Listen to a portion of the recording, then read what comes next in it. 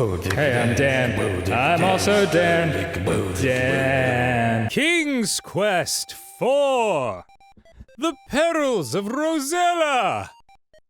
Microphone test. Hello. Oh, that is some janky 1988 computer music. Hey, what's up? It's Dan. Let me just get settled here. I'm flying solo for one of my, semi-yearly playthroughs of an old school Sierra game from my childhood. I absolutely love this game. Directed by Roberta Williams, of course, a legend in the gaming industry. She was a brilliant mind. I mean, is a brilliant mind. She's still alive. This music was composed by William Goldstein, which was also marvelous. Of course, now 30 years later, the processing power of this computer is a little bit too fast, so you'll hear a lot of sounds and music go, you know, it's a little janky. But you know what? It's fine. It's part of the charm. So this is a game I played a ton when I was maybe 9 years old, 10 years old with my friends. It is King's Quest 4, The Perils of Rosella. And that is Rosella, the beautiful, beautiful 8-bit princess. With the return of his long-lost son, Alexander, and the rescue of his daughter, Rosella, from the terrible dragon, old King Graham decides it's time to pass on his... He passed on his adventure hat to his kids. I'm gonna have to read a little faster. It's fine. I don't know what that H in the bottom corner is for. Maybe hydrogen. He flings the battered hat towards his children while his wife while they look on. The hat arches through the air. Suddenly, King Graham experiences a terrible squeezing pain in his chest. Got that one. Help me, he rasps. The adventurer's hat lies unclaimed upon the floor, forgotten. Shit. This was a huge bummer when I was a kid, because I loved King Graham. He was the main protagonist of the first game. King Graham lies weakly in bed, Father Death hovering near. Grief suddenly overwhelming her, Rosella runs from the room. Oh, Father, she sobs. You're still young. You should have many years ahead of you. Oh, I wish I could help you, Father. Do you really mean that? A soft voice asks. Rosella looks up, but sees no one. Who's speaking to me? Boy, I am, the voice says. Look in the magic mirror. These cards go by fast. You really gotta... Rosella sees an image in the mirror. Who are you, she queries. I am the fairy Genesta. In my land of Tamir, there is a remarkable tree. This tiny tree needs 100 years to bear a single fruit. But this is no ordinary fruit, for if a person were to eat it, one would find that good health and well-being would be theirs for many years. Rosella is much heartened by this news. Where is the land of Tamir? Well, it's through the mirror. You dizzy dame. Genesta smiles. Tamir is very far away, but with my magic, I can bring you here. Rosella senses that there is more to the story. But I suppose there are some problems? Again, Genesta smiles. Yes, you are correct, Rosella. If you are willing to come to Tamir, I will explain the situation. However, once I bring you here, I can't send you back. You will have to help me first. Go, Rosella, go! Confused, Rosella says, I don't know. What if I can't help you or find the tree? Valid concerns. Genesta... That was a pretty rough musical break. Genesta pleads, you must decide now, Rosella. My powers are growing weaker by the minute. Now the fairy is but a faint glimmer, and her voice barely audible. If you care for your father, say yes now, and suddenly she's gone. Yes! I suppose you could probably, if they gave you a prompt choice, you could say no and then skip this whole game, and then we're done here. But fuck that! You're an adventuring lady, and you gotta respect it. I believe this was actually the first adventure game to ever feature a female protagonist, so strides were being made. The lovely fairy speaks. I am the fairy Genesta. Welcome to Tamir. Oh, it's my 1988 dream threesome. Rosella looks awestruck at the fairy. She is stunningly beautiful. Whoops.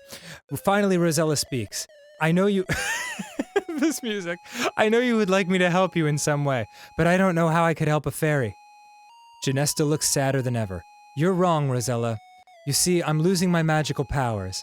Yesterday, as I was strolling through the woods, Lola, an evil fairy, caught me unawares and stole my magic talisman. Lola sucks. We will see a lot of her. The fairy sighs. She yanked it from my neck and raced away, screeching with laughter. Immediately, I felt my powers diminishing and my body weakening. I will die in 24 hours if my talisman is not returned. Stakes are high, man. This game throws you right into it. Oh, the single 8-bit tear.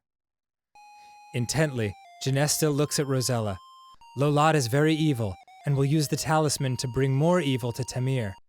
Now I figure it will contaminate my whole country.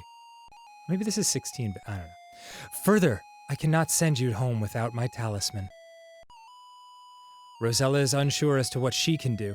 Meekly, she asks, I want to help you, but how? You can do more than you think, Rosella, Genesta assures her. I believe you will be able to penetrate Lola's domain. Hell yeah. Suddenly, Rosella remembers the tiny tree.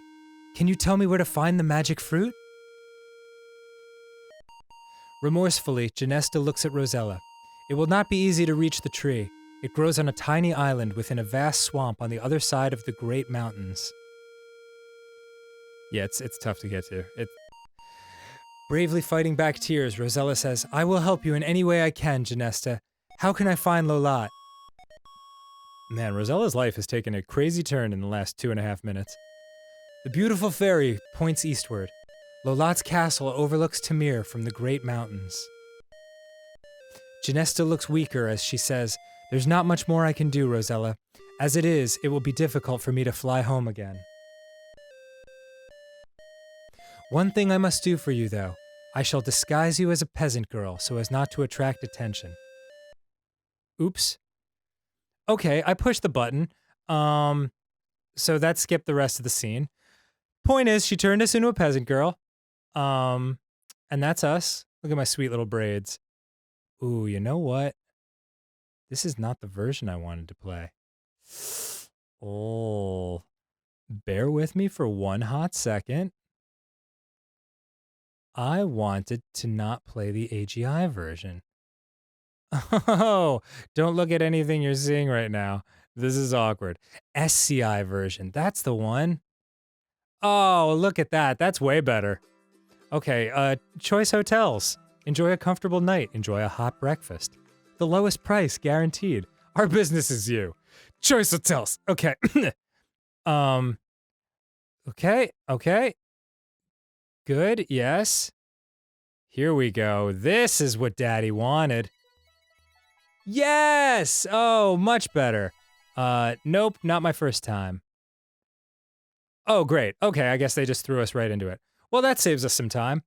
Okay, look at graphics advancements. Okay, so let's look around. A river coming from the east spills into the blue ocean before you. A lonely beach edges the ocean. From atop the bluff, a lovely meadow stretches eastward. Well, let's check out this lovely meadow, shall we? Oh, man, I love being back in this world. This game, again, as with all Sierra games from this particular time period, I'm sure it looks very primitive to you younger folk who have grown up with incredible computer graphics. But I do have to say, this really was mind-blowing at the time. It was just a huge world to explore, and I just couldn't imagine video games ever looking more advanced than this. Isn't that adorable to think about? Let's go a little faster. All right, so now we are traipsing through the meadow, and this oh, there's a crow. Look, crow. The raven doesn't look to be a friendly bird at all. No, it is not, as we will learn. Um, yeah, so there's a lot to do in this game and a relatively short amount of time to do it. Um, but I've played this recently and okay, so there's a robin. Look, robin. A pretty robin pulls hungrily at a long earthworm. So let me get on over there. And oh, the robin has been frightened away. But whoop, take worm. Yes, she has left the worm, and now we have had our first success. John. Who's John? All right, let's try that. John save. I apologize. You must be ignored. This is Dane's Game of Worm Thrones. Cool. All right, we're off, man. I just wanted to grab that worm. That worm happens kind of randomly, so I wanted to take a shot in the dark and see if I could grab it real quick. But yeah, I just played this through with Ash, actually. We like playing these games together. And she crushed it. I was very impressed. There was a lot I didn't remember, and she was like, "What if you tried this?" And it was always right. So screw her. Just kidding. Love you, boo. Let's look here. You have come upon a cute little house built right into a huge tree. An old water wheel attached to the house goes unused beside the little river that flows gently before the house. All right, well, let's come back to this house in a second. We'll go a little bit faster because whoops, that's pretty quick, but I think I can still handle it. Just want to get a lay of the land. Here's a lovely graveyard, which we'll come back to. Look, graveyard? That's a graveyard. You know what? Well, you can see it. It looks like a friggin' graveyard. Oh, here's a little situation. Look, pond. This is a very pretty little pond. Floating upon it are many beautiful water lilies. You spy a large frog sitting on top of a big lily pad, and yes, it's wearing a little gold crown. So you know that motherfucker's a prince. But we can't do anything with him just yet. Sorry for cursing. Here is a little bridge, and as you can see, something is going on underneath that bridge. So let's take a look. Look under bridge. You kneel down and peer under the bridge. Aha! You have found a small golden ball. You pick it up and carry it with you. So let's look. Oh, and if you heard that little da-na-na-na, that means you did something right. So let's look ball. It is a gold ball. And let's look worm. It is a worm. Now we know. But yeah, like I grew up in a town in New Jersey, and it had like a lot of little bridges and rivers like this and trees like weeping willows and stuff. So this was another thing I loved about this game so much. It really reminded me of home. And when I was done playing it and I would wander in like the woods around my house, I had a lot of like mental, you know, adventures in my brainium. So let's look at this pool. The beautiful pool is lined with tall marble columns. Its crystal clear water looks very inviting. Let's get nude. Okay. Take off clothes. All right, well, there go my dreams. Well, it was worth a shot. But there should be something going on at this pool sometime soon. But and here's another cottage. Just want to give you a little lay of the land first. And that raven is flying over. I'll give you a little spoiler. That raven is one of Lola, the evil fairy's kind of goonish creatures that is always kind of traipsing around. Oh no! Oh god! Okay, okay. Oh, you're caught. The terrible ogre grabs you by the braids and drags you off to an untimely end. Dinner will definitely be on you tonight. Cool, I've managed to die. And there's Roberta Williams. Thank you for playing King's Quest. Thank you, Roberta. Glad I saved my worm game. I remember, okay, that's one death. I remember Roberta Williams saying in an interview that it felt weird to her for a female protagonist to die. And I kind of know what she's talking about. I do not like it when Rosella dies in this game. It makes me feel kind of extra bad. But I love Rosella. She's such a lovely character. So, you know what? Let's turn up the speed even a little faster so we can really get moving around here. Oh, look at this. Cupid. What's up, dog? See, he can get nude. Oh, you startled Cupid. Yeah, you better run. Talk shit to Cupid. Cupid only wants to get away from you. Damn right. But look what Cupid left. Okay, I've fallen into the pool. But look what Cupid left. His little bow and arrow. So let's take that. Take bow. Okay, so that's good. That's what I was kind of hoping would happen in my last playthrough. But then you know what? I got clubbed over the head by a giant and eaten. So let that be a helpful lesson to you. Sometimes you just need to let yourself get eaten by a large man and all your dreams come true. Let me get that gold ball one more time, and then we'll be back up to speed. Look under bridge. Okay, sorry. I look down at the keyboard when I type like a child. All right, so now we got this, and let's save the game. I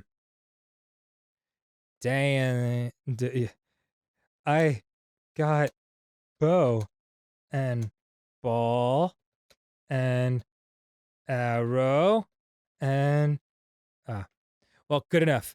All right, let's move on, shall we? Now I think there's a bunch of different things we could do, but I think I will go ahead and visit this little cottage, or house, whatever you might want to call it. But it's certainly charming, very Disney-esque.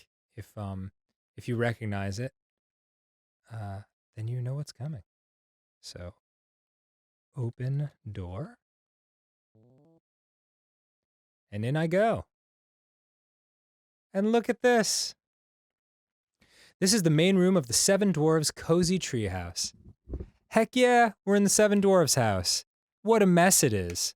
So you can take that as a little hint and go ahead and clean that house. Just like Snow White did, right? Didn't Snow White do that? I think that was a thing. So I didn't remember that clearly from the Disney movie, but Ash was like, clean their house, and then I did it, and it was masterful. And look at Rosella. She just Bruce Lee's that shit and annihilates the entire thing. These moments in this game, see, we're kind of rolling through this quickly. But Sierra games back in the day, of course, there was no internet. There were hint lines that you could use for help, but basically it was very tough to make progress. And whenever the smallest bit of, whenever you had any success, it was worth reveling in. And so, you hear the dwarves approaching. You watch quietly as the dwarves file in one by one, get a bowl of soup, and take a seat at the table. So here's a perfect example. Every one of these goddamn dwarves is going to come in and take his meal. So this is the kind of thing I'm talking about. Like now, with the pace of games that we're used to these days, this kind of thing is like, all right, guys, wrap it up. After, the fourth or fifth dwarf. But at the time, like, you would make so little progress in these games that when something good happened and you actually succeeded, you were like, hell yes. Now I get to watch a bunch of good stuff, and just bask in my triumphs. It doesn't seem like there's a dopey in this group. I always looked for the one without the beard, who had kind of a lazy eye. Did Dopey have a lazy eye? Can't remember. But it doesn't seem like it. It just seems like all these dwarves are your typical, classic, run-of-the-mill, meat and potatoes, average-ass dwarves. But that is the last one. This dwarf must really be hungry. He's getting 2 bowls of soup. Come on, Chonker. But no. The 7 dwarves seem very pleased that you tidied their messy home. One politely asks you your name.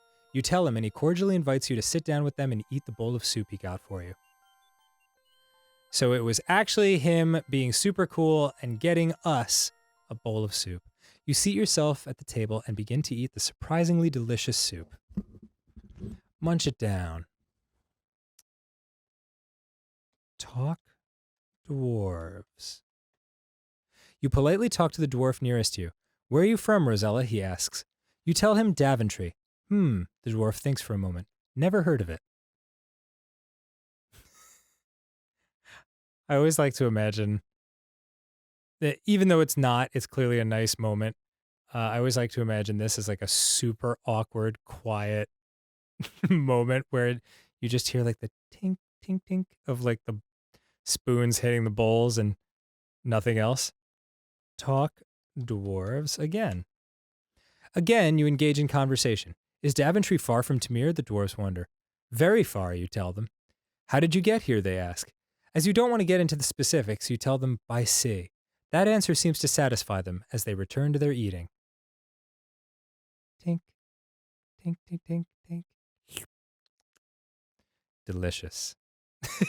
That would be it. That's like the classic awkward, like you're on a date with someone and you just have nothing to say to each other and you're just quietly eating and then someone says, delicious.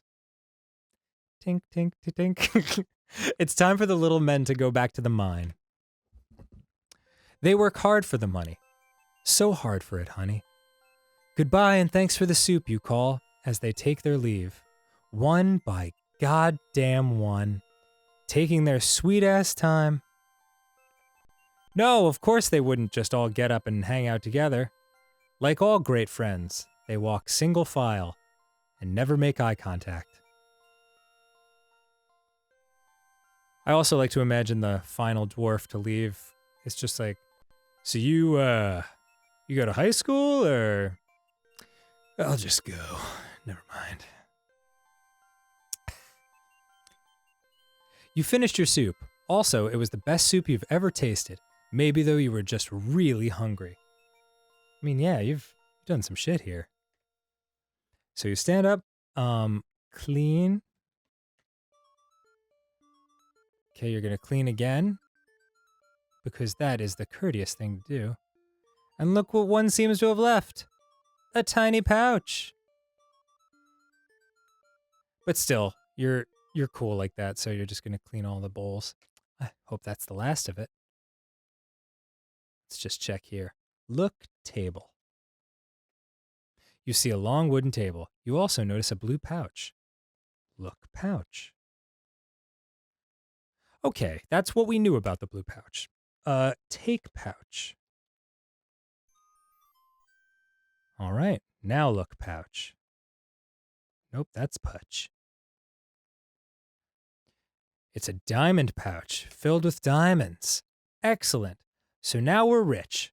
And let's just save that because we wouldn't want to have to go through it again. And dwarves take a long ass time. Eat. Okay. So, man, that raven is fucking everywhere.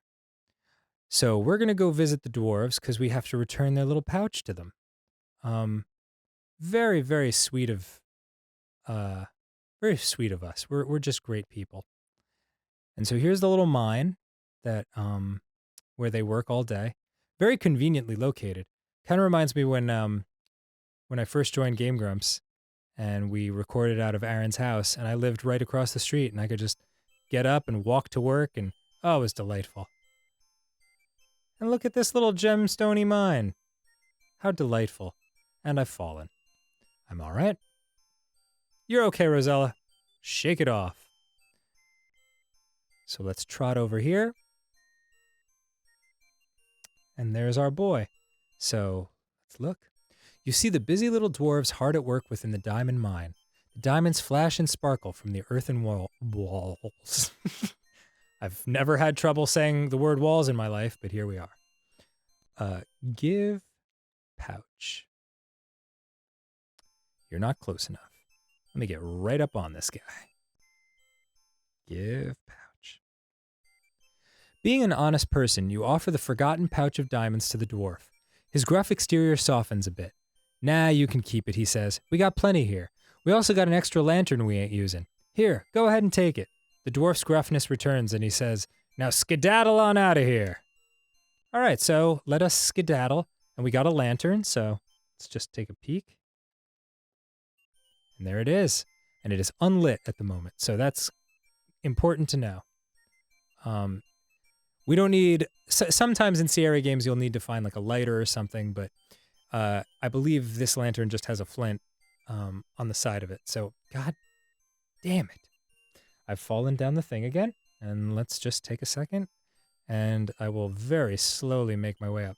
This is the danger of having the speed on kind of quick during these sections of Sierra games. It can be easy to lose your footing, and I mean, here there's no real consequence for it, but in other parts of the game, you will definitely die. So let's continue.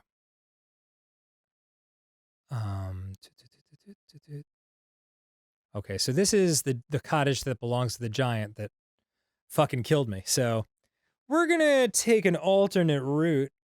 Let's see here.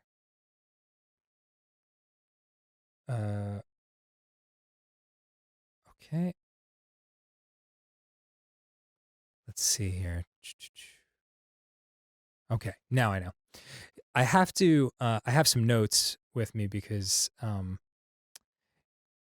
there's a lot of ways you can do these things. There's a lot of little orders to certain things, but I just want to make sure I don't go on a side quest that I don't have the proper stuff for, and then I'll have to like backtrack. But overall, it's pretty leisurely paced at this point in the game, because it's daytime. Things get a little squirrely when the sun goes down. Here's a lovely haunted mansion.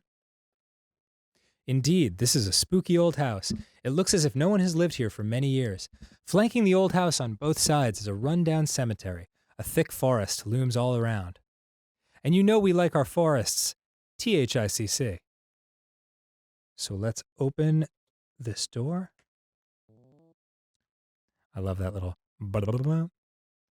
So this is a little spooky haunted house. And there's a lot we'll need to do in here a little bit later. But for the moment, we just want to go in here. And here's another thing I was impressed that Ash figured out. I promise I'll stop talking about my other playthrough of this game. But she figured this one out when I was a kid. This took me maybe 3 months to figure out, and I was just stuck here forever. So you look in this room. Considering the disarray of the rest of the house, the parlor looks in relatively good order. However, the fireplace is cold and unused. The bookshelves are almost bare, and the old furnishings are dusty. The key here is not these two dick-like things in the fireplace, but this painting. An interesting portrait of a young girl hangs above the fireplace. You gaze at it intently and notice that her eyes seem to stare at the left wall of the parlor. So in retrospect, that should have been a clear hint as to what's going on, but I hadn't figured it out. So you got to go over to this little blank wall and you look at the wall. You examine the left wall closely and notice a little latch.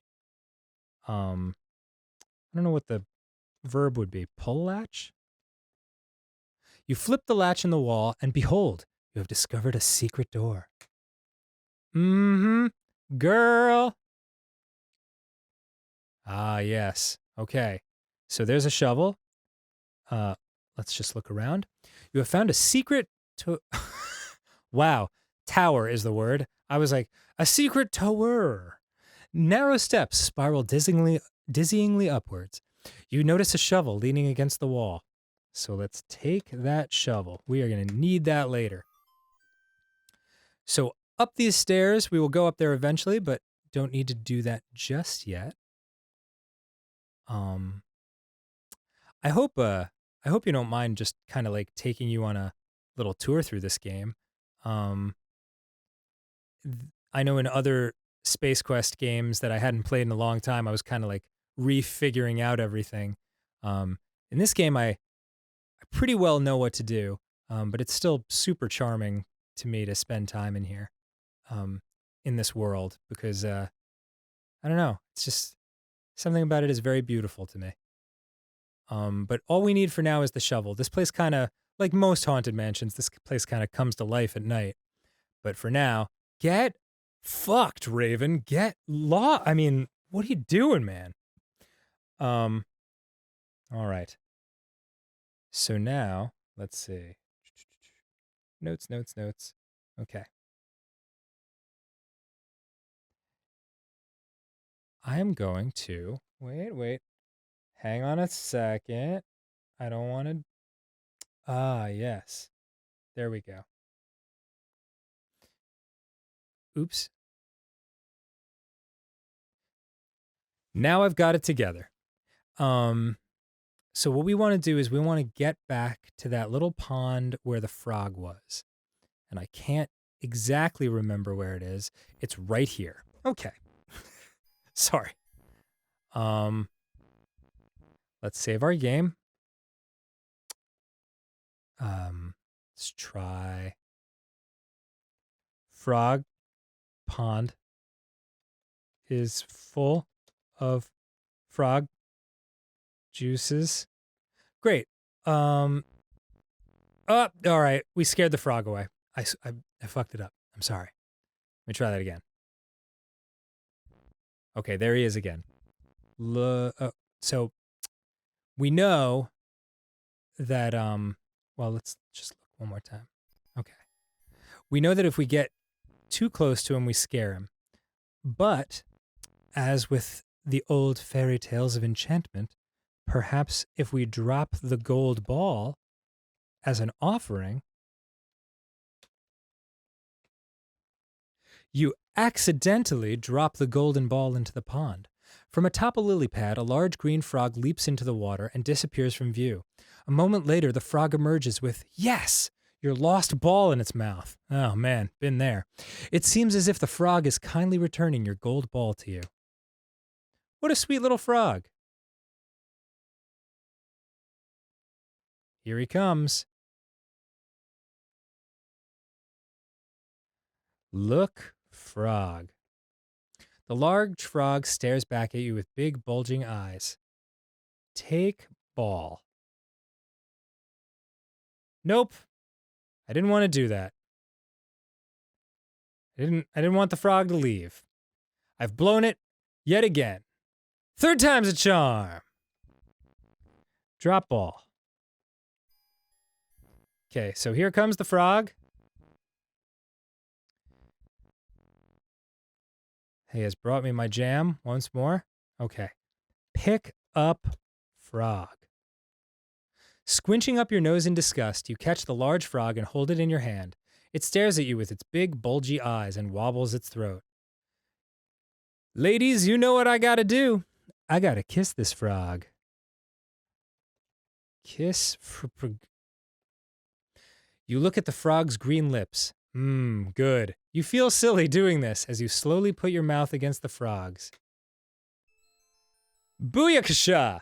Suddenly the little green frog changes into a handsome prince. Ah, my prince has returned. Who are you? The prince demands. I thought you were supposed to be a princess. Why, you're nothing more than a peasant girl. You blanch a bit at that remark, but say nothing. Well, ta-ta, he says. I'm off. Here, you may keep this. To your surprise, he tosses the little golden crown to you as he takes his leave. Good riddance, you think. What a tool. But that's not important anymore. What matters is we got his crown, and I'll take the gold ball, too. All right, we've got 27 points. We're cruising right along. Now let's save the game again. I'll just save it with the same thing and show you what happens when I put on the crown. Boom. Poof. You're a little froggy. So there's not much I can do as a frog. You don't like the clammy feeling of being a frog. You look around, decide there's no reason to be one right now, and remove the little gold crown. Okay, so that's what we need to know. There is a, we're okay. Right now, we're good on being a frog. We have to do some traveling, so let's pick up the pace a little bit. And, oops, sorry, my mouse is on a slope, which is why it keeps creeping back into the screen. So there's also some world we have yet to explore. And let's see what we can do in the meantime.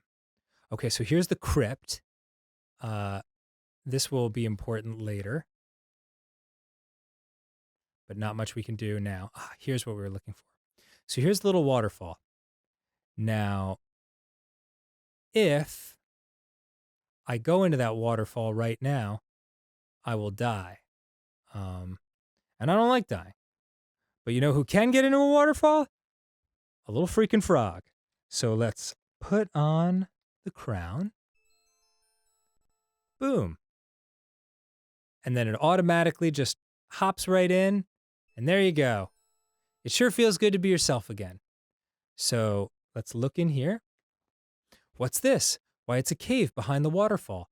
You see an old board lying by the cave entrance. So let's take that board. Excellent. And let's save again. I'll just save it as the frog pond is full of frog juices, because this is a place where it's very easy to die.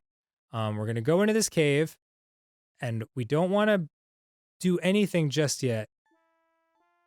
You can't see it, but there's a monster lurking in here that it ruins your day. It fucks you right up.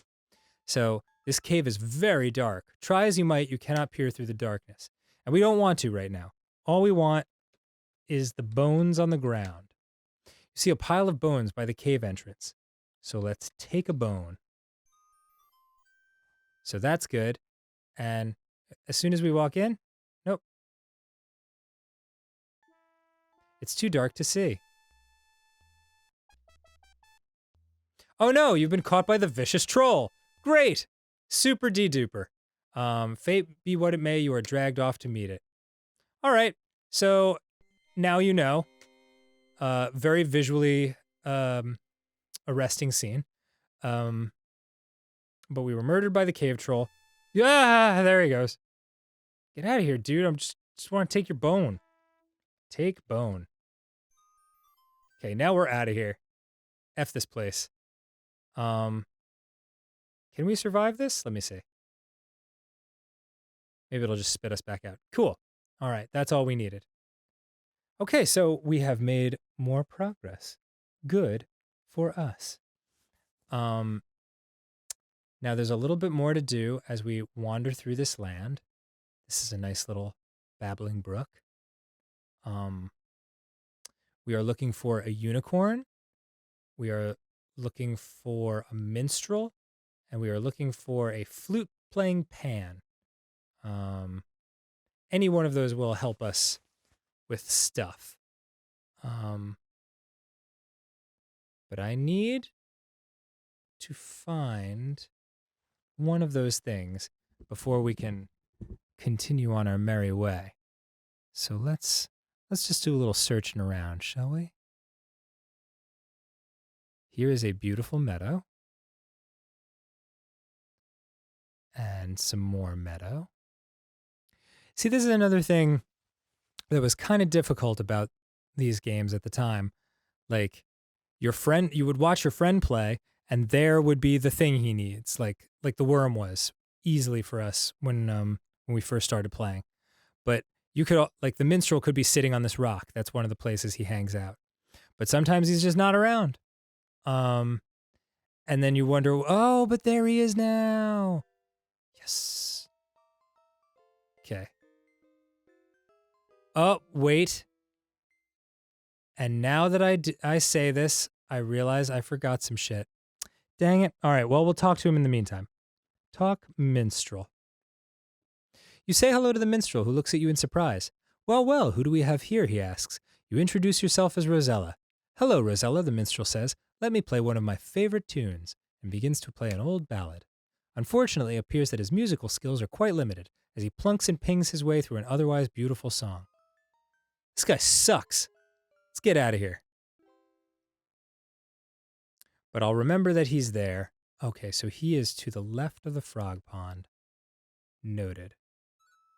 And there's Pan. Great, but we can't do anything with him right now either. Because we're a little bit out of order. So these things are just kind of like, oops. Okay, this is the place where the giant can kill you, so I'm just gonna maybe not be here right now. Let's look at that little bird up in the tree. You see small birds here and there. Well, thank you. Sometimes this game was very matter of fact and would make me feel stupid for like inquiring about stuff that I was like, oh, I'm sure that matters. But of course it doesn't. It's just a freaking bird. Let's see here. So now I need to get back to the little haunted house, which I believe is up here. Yep, it's to the right of this, right?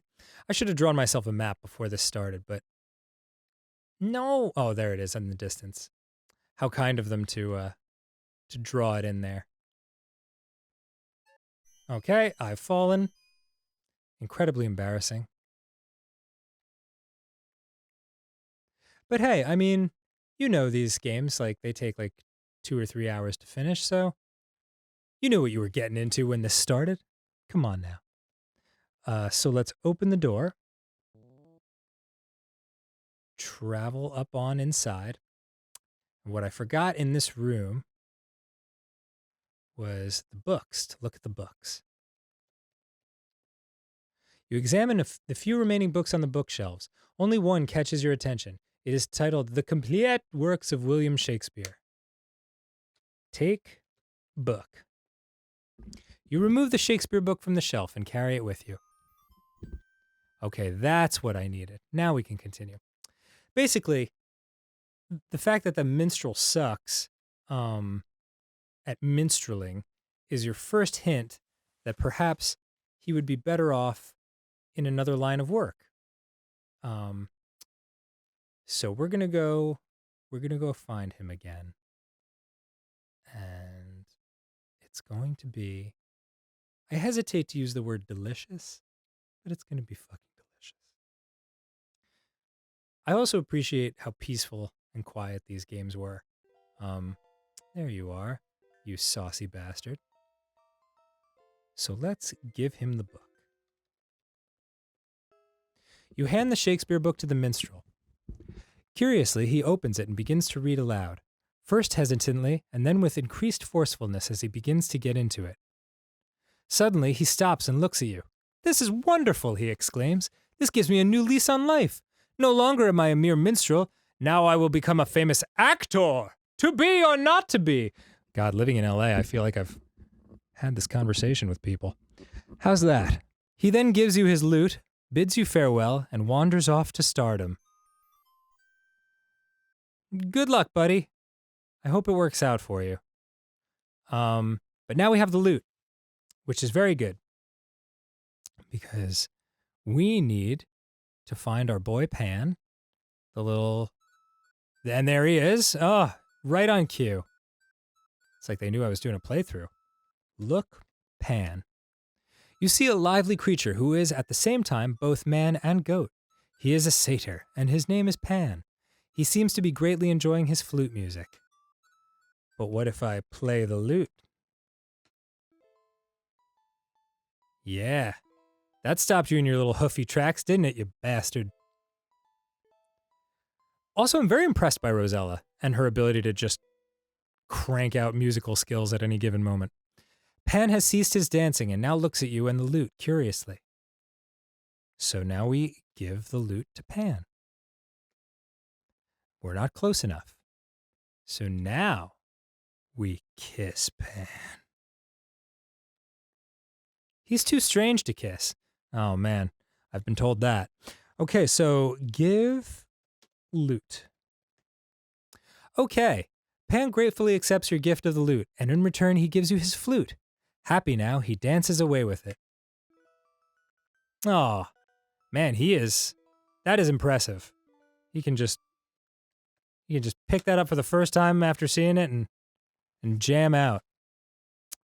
I bet he's playing fish. I don't know why, it's what I can say. Pan plays flute. Dude, bro. Cool. So that is that. We're in good shape with just about everything. Cruising right along, 44 points out of 230. That's nice. Gotta love it. Gotta love it real hard. And now we're going to go back to the first stage that we started the game at, which is right up here.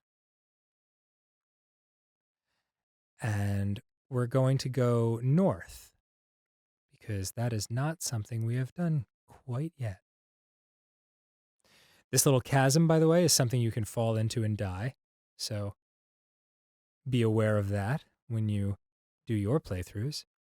And there's a little fishing house. And look, a little fisherman off in the distance. All right. So let's go say what's up to him. He seems like a friendly fellow. Sorry, Seagull. Didn't mean to freak you out. Look. You are standing at the edge of an old weathered pier. From here to the west, you can see nothing but ocean. Look. Fisherman. You see a grizzled old fisherman on the pier. Apparently, he isn't having any luck today. Well, today is your lucky day, bro, because you're about to talk to a hottie. Talk, fisherman. You say a few words to the old fisherman. However, he must have other things on his mind as he seems to ignore you. What a dickbag. You're not getting away that easily, MFer. So you're just going to follow him right into his house before he even has a chance to close the door. Open the door.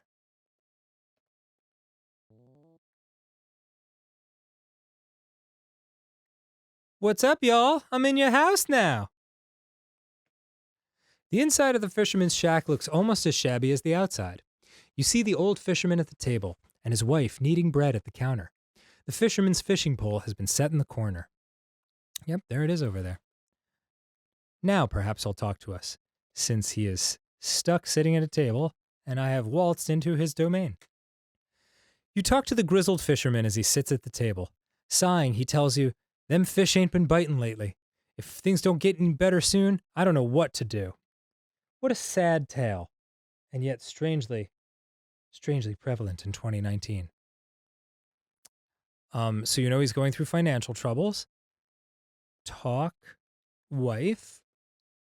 You say hello to the poor woman with little patience. You say hello to the poor woman. With little patience, she responds, "What are you doing in here, young lady? Can't you see I'm busy? We have enough problems without worrying about you." So these are friendly folks. Let's give them a shit ton of money. We have that diamond pouch. So give pouch. You offer the pouch of diamonds to the fisherman, who takes it gladly. "Wife, give the girl my fishing pole in trade," he tells his tired wife. Obediently, she retrieves the pole and hands it to you. "Thank you." Excuse me. Thank you very much, she says, smiling. You have certainly helped us. Pardon me while I readjust my microphone.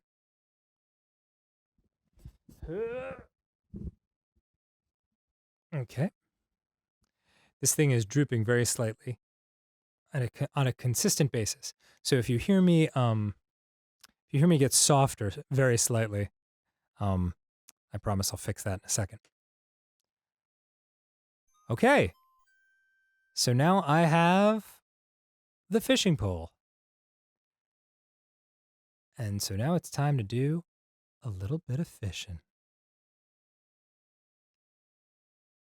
Excuse me, seagull. Okay. Now, it wouldn't do much good to just have a fishing pole cast into the lake, but luckily I do have that worm. So let's put the worm on the hook. Scrunching up your delicate nose, you gingerly bait the hook of the fishing pole with a large earthworm. That worm's had a rough go of it, man. First it was getting taken apart by the robin, and now it's on a hook, about to get eaten by a fish. Oh well. That's life, fuckers. So, cast line. Oh, well, perhaps just fish. Eagerly, from the end of the pier, you fling the baited line of the fishing pole into the ocean. That's a good fishing stance. Nice wide. Oh, what? Fish. The fish don't seem to be biting. Fish again, baby. Let's see. Come on now. Give me that good. Oh. Fish don't seem to be biting. All right. I guess maybe I missed something. All right. We are not ready to get to that point yet. So let's go back and see what we're missing here. The only thing I can think of is that I haven't encountered the unicorn yet. Perhaps once I do, then it will let me do some fishing. So let's wander around like a bunch of lost jackasses in the sun and see if we can find ourselves a unicorn. I mean, what could be so hard about it, right?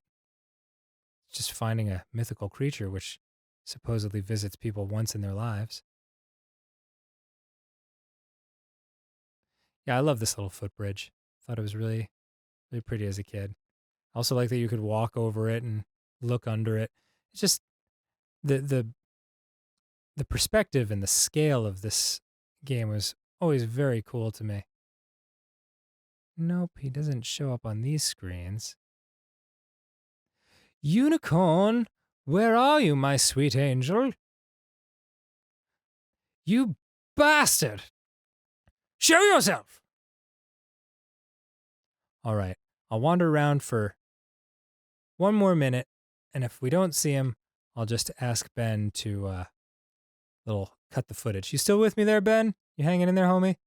I know this is very long and peaceful. I hope you haven't fallen asleep. I'm still here rockin' with ya, my bro. This shit is lit, and Rosella is totally hot. Okay, well, in that case, yep, let's pause the episode right here. And Ben will cut back in once I've found that unicorn. Here we go.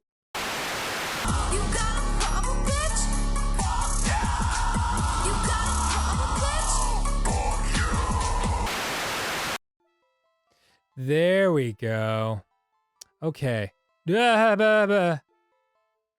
damn it, it ran away. All right, I guess don't bring it back yet.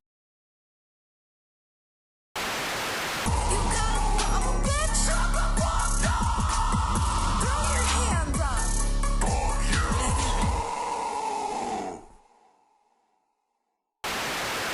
you! Okay, so we're back. I am a silly goose. I forgot to do one important thing that will trigger a bunch of other events that, you know, would normally just happen with you wandering around and exploring this world.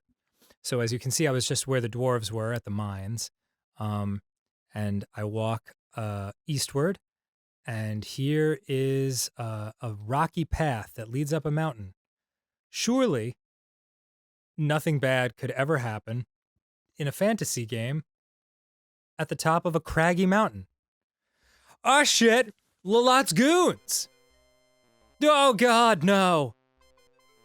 That looks uncomfortable. I mean, honestly, like, they already had me by the wrists. They could have just walked me up the path. But, it's fine. It's fine. We're good. But we are about to meet the main antagonist of the game, Lolat. Well, my pets, Lolat hisses, what have you drug home today? Lolat gives you— Shit! Are you a foolish girl who wandered here by mistake? Or are you a spy sent by my enemy, Genesta? I'm a spy. You swear to Lolat that you are nothing but a poor peasant girl who has lost her way, but she doesn't seem to believe you as her mouth begins to snarl and her eyes narrow to mere slits. Yo, Lolat sucks. Not a fan, even though I like her 80s tiger stripe style columns and stairs. For the first time, you experience real fear and begin to tremble. And there's that raven you just saw that's always flying around. Lolat snarls, You don't look stupid enough to have wandered here. I believe you're a spy. Well, that's flattering. She thinks we're smart. Take her to the cell. I think the dialogue box that we skipped was that Lolat has Genesta's jewel around her neck. Okay, so now we're in the dungeon. This is cool. Let me make it a little more normal speed. So this guy is doing well. At least 2 unfortunate individuals have met their end here. Yeah, that's the rack. That's where they stretch you out to make you taller. It's a beauty makeover thing. Boy, that you hear the henchmen returning. Perhaps they are setting you free. How very hopeful. Also impressive that guy's skeleton managed to stay together. The henchman motions you to follow him out of the cell. So now we're trotting back to Lolat. There's nothing to do in that dungeon. You just kind of sit there for a minute and think about how effed you are. Lolat gives you a sickly sweet look. You're lucky, my dear, she coos. My precious son Edgar has taken a liking to you, and he believes you. He convinced me to give you a chance to prove your innocence. That's Edgar over there, her son. He's adorable. Oh, look, he's blushing. You glance at the homely young man standing next to Lolat. He blushes. Lolat continues, I wish to own the unicorn that inhabits the meadowland. There we go. Bring me the unicorn, and I shall not only set you free, but reward you as well. To her henchman, Lolat orders, Go! Take her back to the forest! And remember that talisman she has around her neck, that's the reason Genesta is dying, because she doesn't have that. So, it's a real, just a library of dick moves on Lolat's part. But they will set me down surprisingly gently here, which is quite considerate of them. And back they go. And we'll turn up the game speed just a little bit. And back we are. Maybe a scooch faster. All right, so now, hopefully, be it the will of God, we will find that unicorn that we were looking for. So let's see here. Now the unicorn will walk away, like run away from you every time you see her. As I don't know if Ben put it in, but I spotted the unicorn right after I paused the recording, and it was there, but it pieced out immediately. And there it is. Look, unicorn. You see a beautiful wild unicorn in the meadow. Its coat is dapple gray, and its wonderful horn shines like gold. The unicorn shies at your approach and trots away. No. Shoot, unicorn with arrow. Boom, baby! You aim one of Cupid's golden arrows towards the beautiful unicorn. You let go of the bowstring. Zing! Bullseye! I guess that also applies to unicorns' sides. The magnificent unicorn is no longer afraid of you. It's now your friend. Hell yeah, girl! Let that be another lesson to you. If someone is kind of giving you the cold shoulder that you really want to spend more time with, shoot them with an arrow. Pet unicorn.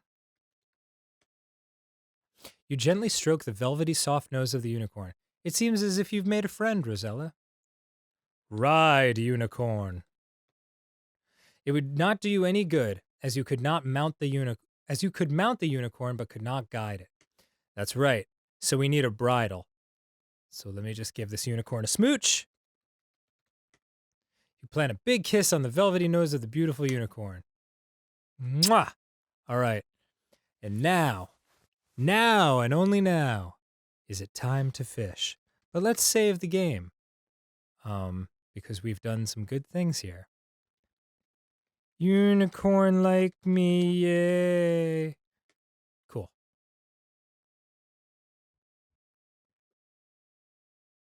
Let's see here. So we travel across the land and back. As soon as you hit the shore, you travel back up north to the fisherman's house. And I do have to say, I do love how Rosella's braids, like, even if you stop it, it's like, it always catches it mid-swing. Yeah, I love the way they move. I like to move it. I like to move it. If you know that song, chances are you're a child of the 90s. Okay, so now let's see if we can go fishing in a way that will net us a little bit of a fish. Or I could fall in the fucking water like a huge jackass and then have to make everyone wait while I swim all the goddamn way back to this shore. Ugh, I'm embarrassed. And back we go. Luckily, I'm dry. I'm like Michael Caine in Jaws 4. If you haven't seen Jaws 4, I highly recommend you watch it, as it's one of the most terrible movies ever. And Michael Caine falls off a boat, and then they pull him back up 2 seconds later, and he's totally dry. Eagerly, from the end of the pier, you fling the baited line of the fishing pole into the ocean. That's what we call continuity, kids. What's this? Shit! The fish don't seem to be biting. What am I doing wrong? All right, well, you know what? Screw it. I'm just gonna go swimming. I'm just gonna go for a swim. See what happens. Hopefully a shark doesn't eat me, because sometimes sharks will eat you. And you don't need that nonsense in your life. But no, I've made it. I've made it to Genesta's Island. So this is the place where the good fairy lives. You stare out at the ocean and the white sand beach of this secluded island. From the middle of the island, a majestic ivory palace towers. Yes, a majestic ivory palace towers. That's it. Surrounded by a lovely manicured garden. Look, peacock. A majestic peacock with a beautiful tail struts by. Show me your plumage, bitch. All right. It will not show me its plumage. Ah, but there. What is that upon the ground? Something catches your eye. Why, it's a beautiful peacock feather. Take feather. Great. So we did that. And the reason for that will come into play later. But in the meantime, that's all we need to do right now. Out there is just the vast open ocean. You don't need to do anything there. You'll just straight up die. But I'll just give you a quick little tour. I'll take the long way back around because I have to swim back now. But this is Genesta's beautiful fairy castle.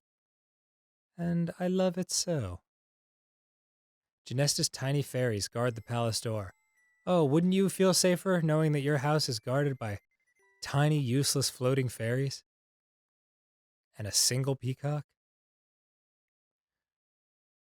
So yeah, I used to like hanging out here just by itself because it's a really pretty place. And I'll save it as Unicorn Like Me, eh? Because the ocean is a dangerous place. Um, Sometimes bad stuff can happen. Um, there is a shark that can randomly attack you, and if it does that, there's not much you can do. You just kind of have to die, and its only lesson is to teach you the importance of saving your game a lot. Sorry, I got scared. I thought that fish was the shark, but it's not, and we've made it back to shore, and we're totally dry again. And let's see if that's what I needed to trigger the fishy goodness. Because it seems awfully strange. In my other playthrough that I just recently did, this part was super easy and it just happened right away.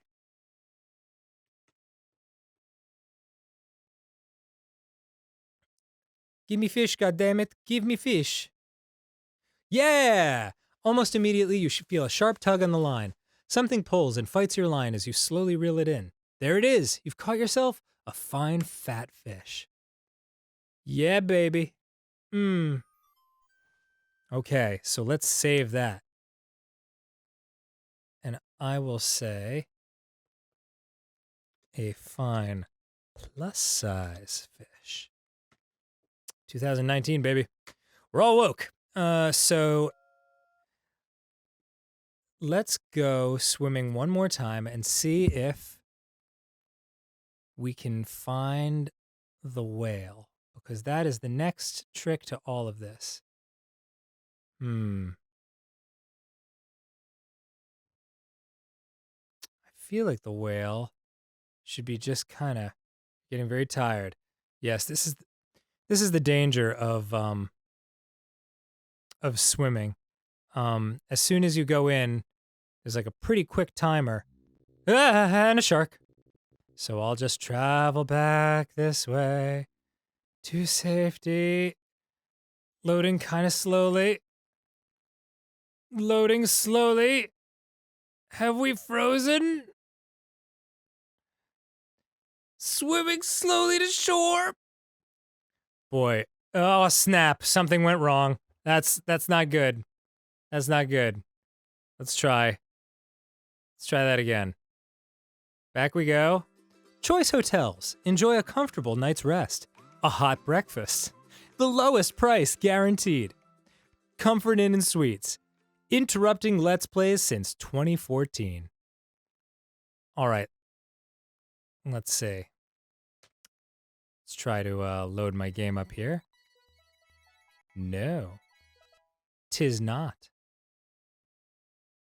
Boy, how very fortunate that I just saved it. Okay, cool. Now let's see here. Let me take a quick look at my little to-do list here. Okay. Yep. All right. So, yes, we want to swim around and find ourselves a sweet whale. Come on, whaley man. Where you at, dog? Getting very tired. Whoops. Might drown. Might drown. It'll be very embarrassing if I drown 2 inches from the shore. You could just do that floaty thing where, you kind of lay on the ground, like lay face down on the surface of the ocean and it'll just carry you around. That'd be fine. Carry you to shore. Man, I know how not to drown. I'm a grown-ass man. I don't know what I'm talking about. Point is, we need to find a whale. And this might be another thing I have Ben fade out on and fade back in when we see a whale. But let's just try one more time. Nope. Okay. All right, then. We will pause the episode right quick, and I will return at whale time.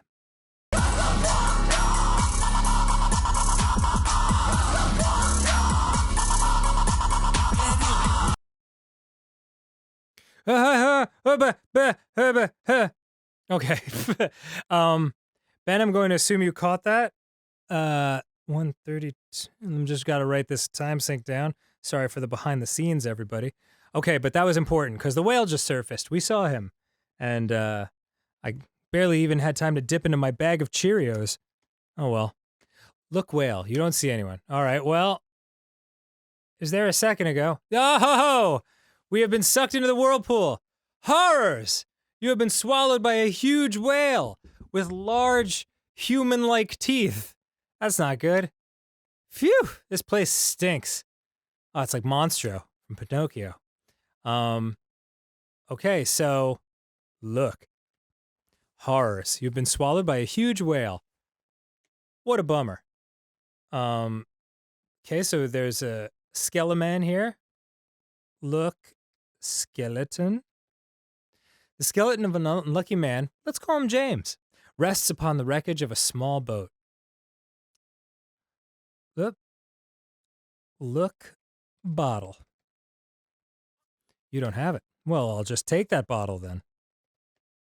Okay. Let's see, I think I can get up on the tongue. Okay. Open bottle. You open the glass bottle and retrieve the imprisoned note. Read note. I'm a little kid, and my name's Tommy. I'm having trouble with Old King Cole and Humpty Dumpty, and mixed up Mother Goose. Come and help me. Aw, that's from another Sierra game. But we don't have time to worry. We don't have time to worry about that right now. We have to sneak. Yeah, there we go. Okay. Wow, I did that quicker than I usually do. That tongue is very slippery. Look, teeth. The whale's throat and mouth are enormous. Huge teeth, a great tongue, and yes, even a large uvula. What's that, you say? Well, suffice it to say, it looks like a big punching bag and hangs down from the top of the throat. See? You learn something new every day. I know what a uvula is, Rosella. I'm 40 years old. Okay, so what we want to do is tickle the uvula with the peacock feather. Coochie coo, baby! You frantically tickle the throat of the whale with the big peacock feather. You begin to feel a quiver under your feet, which quickly turns into a mighty tremble. Suddenly, you hear a thunderous achoo, and you are swept out of the whale's mouth into a tremendous wave of ocean water. Again, you find yourself swimming in the ocean. All right, we're really out there now. We don't know where we are, but there is an island in the distance, so let us go there. Okay. Look. You have found yourself stranded upon a desert island. Also, it seems have others before you. Now what are you going to do, Rosella? Well, here's the deal. There's two important things about this island. One is that there's a friendly-looking pelican. A pelican visits you on this desert island. Even though pelicans are generally not friendly, and if you've ever seen that Every Day I'm Hustlin' Penguin video, he's a bastard. So, I bet that pelican would like that fish we caught. Throw fish to pelican. You're not close enough. No! Pelican!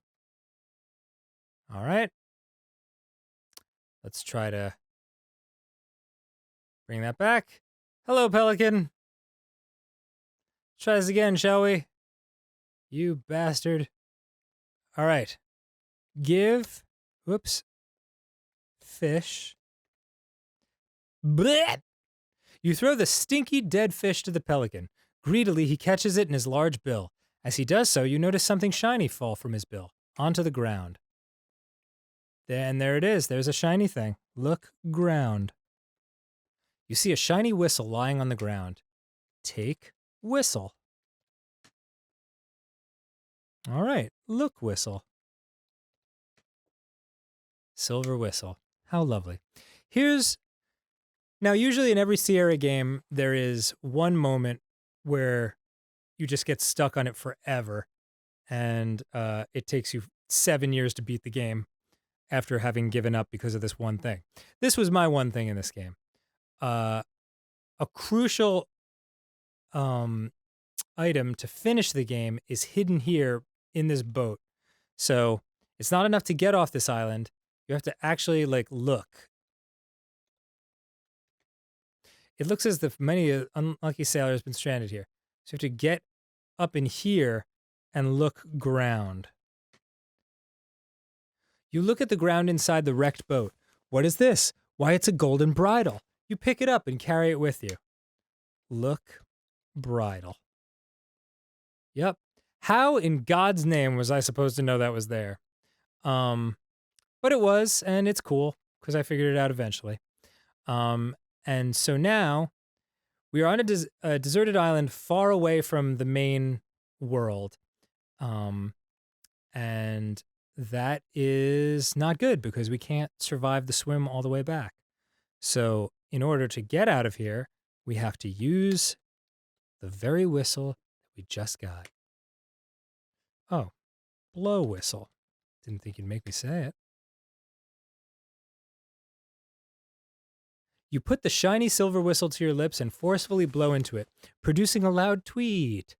To your astonishment, a friendly dolphin appears just offshore and jabbers excitedly at you. Hey, dolphin friend! Pet dolphin.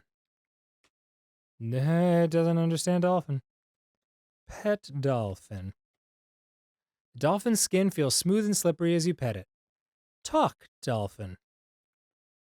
You speak to the dolphin and it chatters back. Ride, dolphin. Boom! And that dolphin will protect you from sharks and whales and all kinds of other disasters of the sea. He's a friendly fellow. I like him very much. I wish I could communicate with him more. Maybe I should kiss the dolphin. Never mind, no time. Didn't give me the chance. All right, so that was a very sweet dolphin. And now it's time to save our game again. Nice. Dolphin friend is good to me. All right, cool. So now we officially have everything we need. Let's see. What did we do with that sweet unicorn? Perhaps I think we can turn the speed back up a little bit.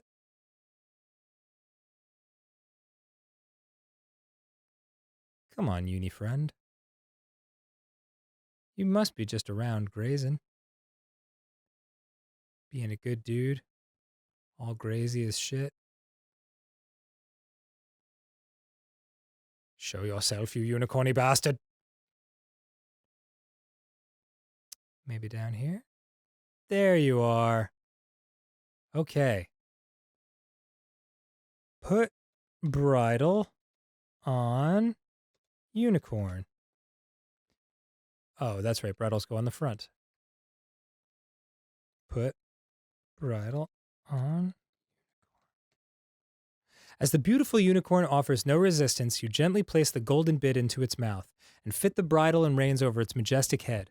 The unicorn looks at you with curiosity. Oh yeah, dog. I'm riding you. It's happening.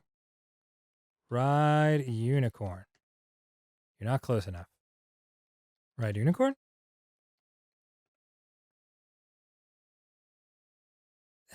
Did that work? Oh, yeah! You nimbly mount the magnificent unicorn, grab the golden reins, and set off towards Lolat's castle. Yeehaw! It kind of does this automatically for you because I guess it doesn't want you traipsing around the world in your fun unicorn situation, which I absolutely would do. But then, of course, oh shit, the unicorn seems paralyzed with fear as the goons return. Ah, an extra goon this time. 2 to carry me extremely uncomfortably off to see Lola, and 1 to, I guess, walk the unicorn up the mountain. Hope that unicorn trusts me, considering I just effed it royally. So, Lola says, I hear you were a good gore. Let me try that again. You brought me the unicorn. I'm almost convinced you might be innocent after all. But, she clears her throat, not quite. Uh-oh, this doesn't sound good, you think. No, of course it doesn't, because Lolot's a stank green whore who always... Lolot continues, I am desirous of the hen that lays the golden eggs. Currently, the hen is kept by the ogre and his wife. Remember that ogre, the one that ate me? Yeah, cool, gotta go into that house.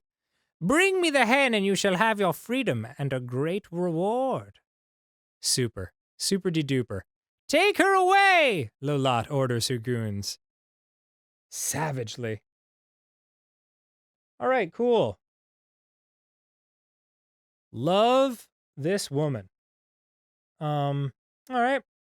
Check my little notes. Okay. All right. That's that. Okay, so now it's time to get super brave, gather up all my scrumph, as my friends call it, which is a mix of strength and courage, and go to this cottage. The ogre sees you. You better run, as she'd like to have you for dinner. Yeah. Okay. Okay, I don't think she follows me here. Let's just see here. Yeah! My God, it's a smorgasbord of giant assholes. All right, let's just save the game here.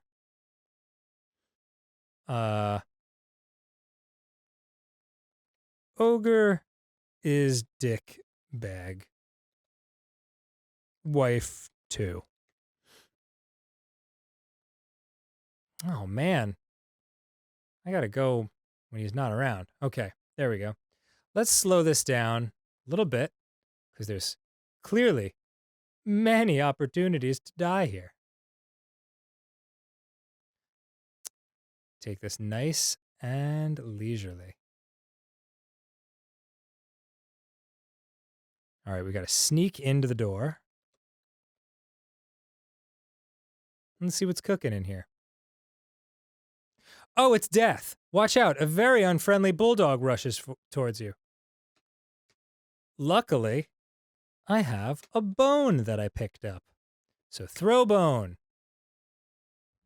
Munch it down, baby. Quickly, you toss the bone to the big dog, who catches it in midair. Happy with his surprise gift, he takes it to his favorite rug, lies down, and begins to gnaw at it. He seems to have completely forgotten you. Okay, so while he's doing that, perhaps I'll just trot on upstairs and do the thing I need to do real quick, which is get this axe. Take axe. Got it. All right, now I believe there's nothing else to do up here. And we're on a very strict time limit, because as soon as that ogre gets home, it's all about death. So let's see here. Open door.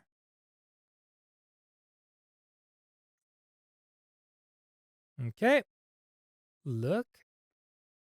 You found yourself inside an ogre's small closet. For a closet, it's surprisingly empty. You notice a large keyhole under the doorknob of the closet door. Look. Keyhole.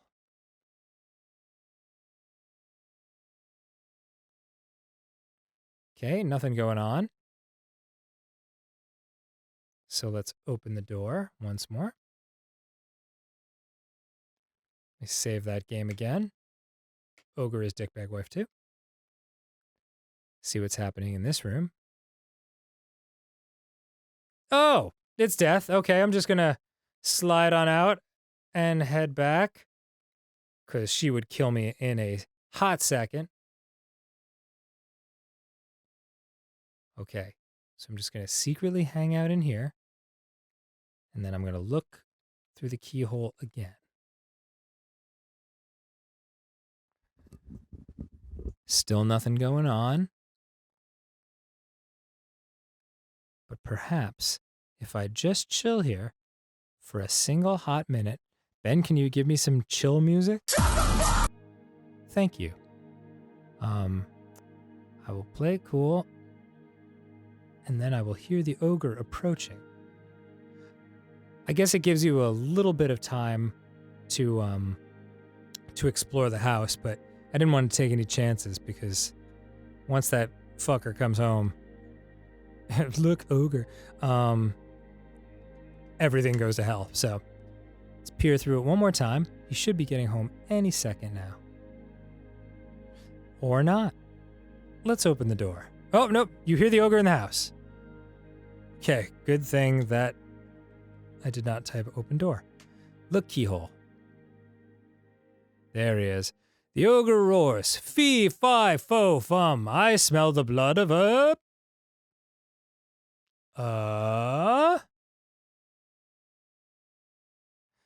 Quiet, you old goat, interrupts the ogress. That's just a deer you smell. You know how you get when you're hungry. Here, eat. So he's eating that deer that she was dragging back, then she dropped because she wanted to kill you. Wife, shouts the ogre, bring me my hen. There's the hen. That's a big-ass hen. Lay, orders the ogre. With excitement, you watch the hen lay a golden egg, which the ogre takes. He yawns, then falls asleep on the table. Soon his snoring rattles the walls. Okay, so he is out cold, which means it is now time for us to make our sneaky departure. Whoops. Open door. You see the ogre sleeping at the table. You had better be real quiet. Just destroy everything. Take hen. Got you, baby. Now I'm just gonna roll sneakily. Slide on out this bitch. Open door. Oh, the hen has woken the ogre. Fantastic. Just marvelous. Yeah, no, why? Why, hen? Damn it. What is up with that hen? Oh, that's a rough death screen. Restore. All right, ogre is dickbag wife too. Man. Okay. Open door. Let's do this again. Why was the hen all squawky? Not cool. Let me take a look. Oh, I see. All right. I do remember what's up now. Did I take the axe? Let me see. Cool. All right. I do have the axe. So I'll just explain to you what's going on in advance while we're waiting. There is a forest to the east of this house. And that's the only way I can escape. If I try to go left, which is my first instinct,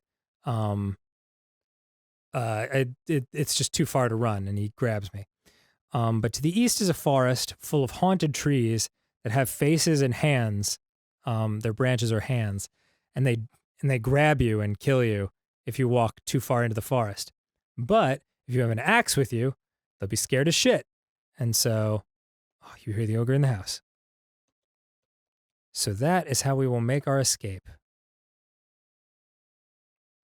Yes, you smell the blood of blah, blah, blah. You're eating the deer.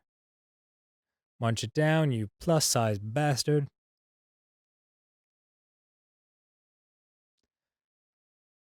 Boy, he's a chonker. He ate that whole deer in like 2 seconds. All right, bring the hen. She chucks the hen down like bam. Like blow with that hen.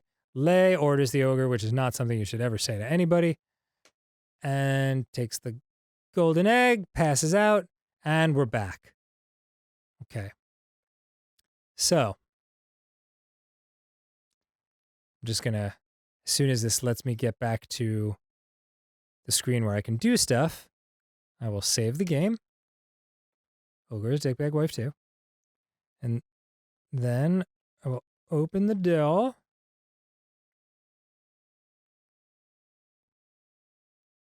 And we will grab the hen. We're going to go a little faster because I can handle this. Take hen. Take hern. All right. Here we go. Open door. Open door. Like, how dumb is this hen? Ah!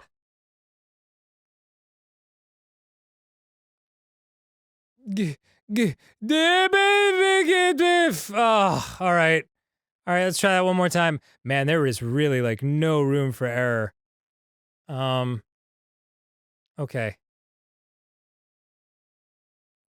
Third time's a charm. Opens the door. Take this loud fucking hen. And back we go. A little faster. I believe it's just that I got hung up on the door exiting. So I'll just be ready.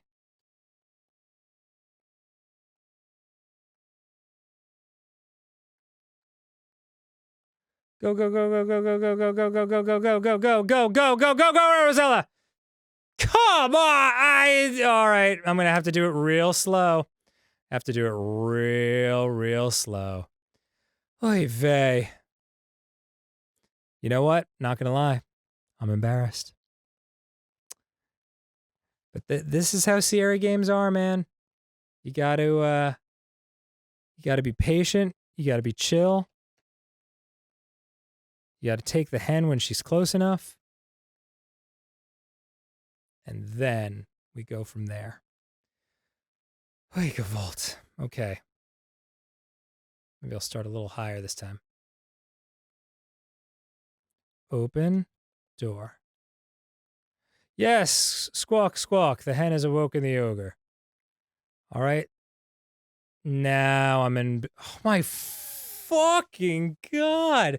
It's like this ogre should run sprints in the Olympics. Okay. You know what, Ben? Talk to me, Dan. If I mess this up one more time, I will.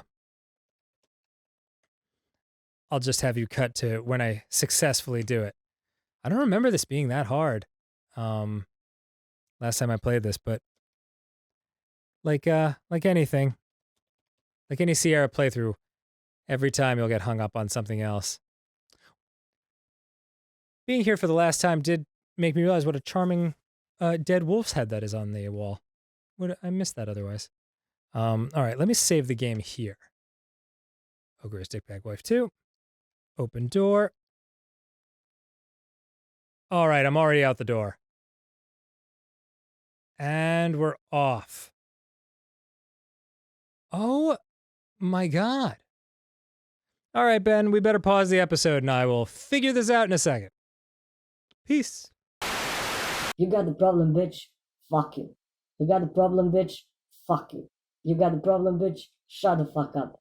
Throw your hands up. Fuck you. Okay, I got it. I'm back. All right, here's what I have to do. I was trying to do too much. I was trying to get right to the forest when what I should do is run south first and then get on this screen and then make my break for it with my sweet little hen. Okay. Where am I? Oh, okay. So here's those trees that I told you about. I like that little guy kind of off right of center who's like, "Hey, what's the matter you?" But they will grab me and kill me unless I swing the axe that I just got. So that's me swinging it. The trees tremble at your might, and they are frightened by your axe. They will bother you. They will not bother you further. Yeah. That's fucking right, tree. That's goddamn right. And get all right up in his face. Swing axe. Oh, okay. Well. All right. I guess they're cool now. But the good news is we got the hen. Let me swing the axe one more time just in case I need to here. Oh, okay, cool. It works for the entire forest. But there you can see the giant's cottage off to the left. And now, I believe, now that we can safely make it through this forest. Yes. Okay. Let me just show you what's over here. Because I wasn't able to get here before.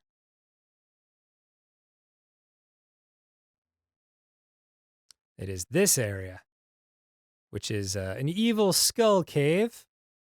Lovely, very lovely. You know what? We're not even going to deal with that now. Sorry for the tease. Sorry for the big old tease right there. Don't want to deal with that quite yet. But we will need to very shortly. So it's good to know how to get there. In the meantime, we have the hen that Lola requested. So we will head back to her place. Her sweet spot. That banging ass castle she has.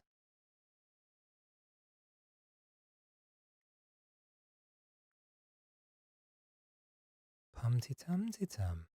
See, this is why you kind of have to turn on the speed sometimes because, you know, when it was 1988 when this game came out and I was 9 years old, boy, I had all the time in the world to just wander slowly around on long summer days. But you know what? I don't have that much life left. I gotta get cracking on this shit. I got bills to pay, baby. So here we go. Lolat's goons will come back. I think this is the first time I've had it on a slightly slower speed, so you'll get to see them slowly arrive in all their glory. And as they extremely awkwardly carry me away. God, just pull my arms right out of the sockets, why don't you bastards? This is lovely. This is quite a lovely scene we have here. And now we are back in Lolat's castle. What a good girl you are, Lolat gushes. I really ought to give you your reward right now. Sorry, I forgot to do the voice.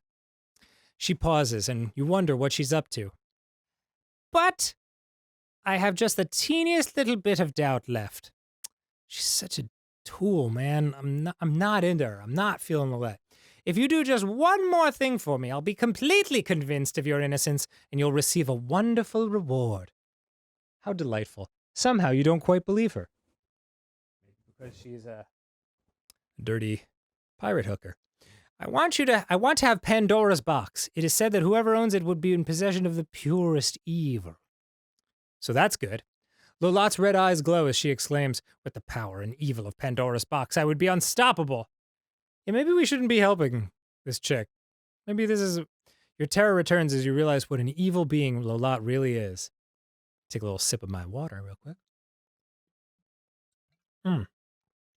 You wonder if you should be helping her in this way. But what can you do about it? Nothing, right now. I don't know the whereabouts of Pandora's box, Lola tells you. You must search for it yourself. All right, then. Again, she orders her henchmen to take her away. Take me away, not her. It's an important distinction. Okay, yes. So, now there's a couple things we can do in the meantime here.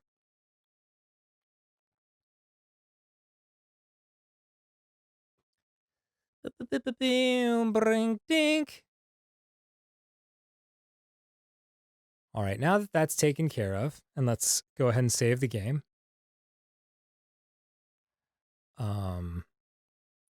Lola is a tool. Where is new album? Where is your new album, Tool? Come on, man. Waiting 13 years for that thing. Very excited. It's going to be so awesome. But now it is time to go into that skull cave I was showing you before. Here we are. So now in this skull cave, we will find 3 super evil witches. Again, if you thought this was going to be cool and everyone was going to be nice, you were so very sadly mistaken. What's down here? Oh, more trees. Okay, got it. Okay, so you do have to swing the axe to figure out how to get here, because this is completely surrounded by that evil forest. All right, so in we go. And there are 3 evil witches. And one's coming after me. And I gotta kind of like, see, they have one eye that they pass around between the 2 of them. And if you, ouch. Oh, I guess I touched the cauldron. If you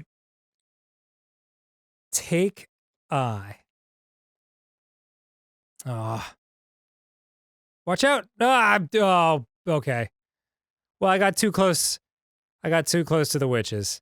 And now they grab me. And they're going to put me in the stew. You knew you needed a hot bath, but not this hot. Oh, and you're dead. Okay, cool. Great. Feels wonderful. Thank you. Thank you, Roberta Williams. All right, so the trick to this, it is a little tricky. I should have saved. That's fine. You're good. I should have saved when I went into the witch's house, but the idea essentially is that they have one glass eye that they pass back and forth between them all, and that's the way they see.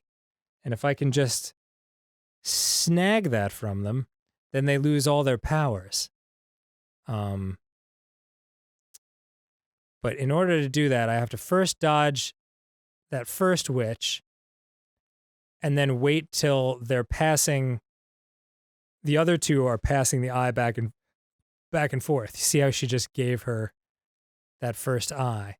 And now she's coming after me like a basted. Come on. Little old head fake. Big head fake. Okay, you know what? I don't like the way this is going. Okay. I gotta wait till they pass the eye. Okay, there we go. Take eye. No. Take eye. Dang it.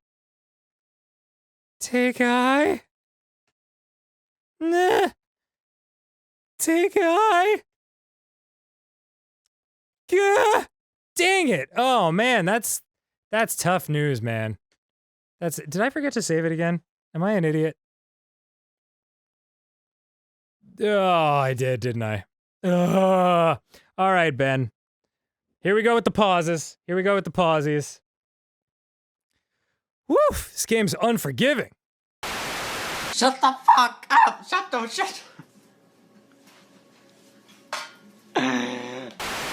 All right. Woo, baby. Okay, I just went up to them and caught it at exactly the moment they were passing it back and forth. You just managed to snatch the glass eye from the grasp of the old witches. Now they are totally blind and helpless. Yes. Oh, God. Give us back our eye, the old witches plead.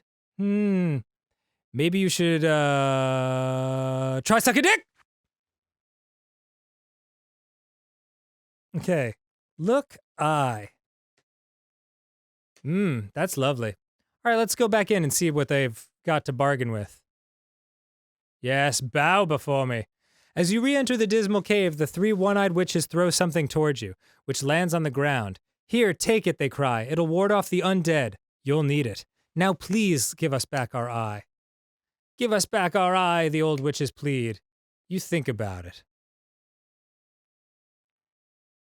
Look ground. You see a black scarab. Take scarab. All right. Now let's save. As witches get stitches. All right. And throw eye. You throw the glass eye to the three old hags, who once again take turns peering at you. Come closer, dear, one says. We'd like to give a little gift to you. You already gave me a gift. You just want to eat me. So I'm going to peace out. Because now we've got the scarab. Gorgeous. A gorgeous obsidian scarab. So let's save. Perfect. All right. Now I believe it is time for us to get the fruit. The actual fruit that we need to save our dear old dad. This will be another somewhat difficult part of the game. This game has a lot of like unrelenting moments. A lot of real tricky puzzles. But first let's get back there to where I need to go to. And then we can worry about the rest later.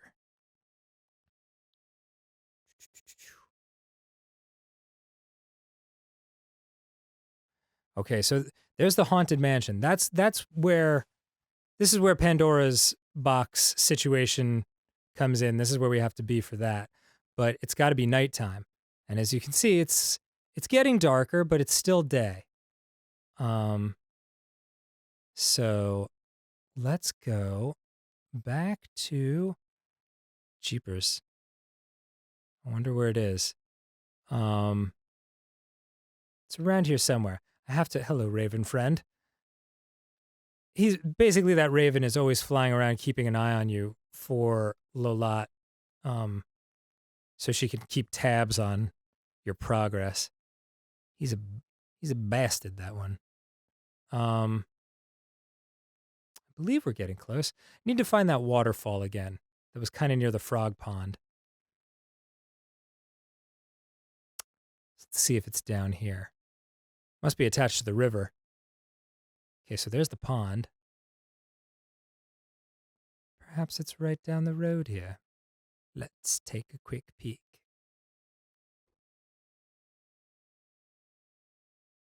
Okay, there's the river. And I would guess we would just follow the river upstream to the falls. Oh. Does this take me to the... Hold on, I'm a little turned around now. Does this take me to... Ah, yes. It's getting a little more raging rapidy, which gives me a good feeling about this screen. Just... Okay. This is going to be another trial and tribulation. But let's put on the crown and do our little frog thing. Get back in.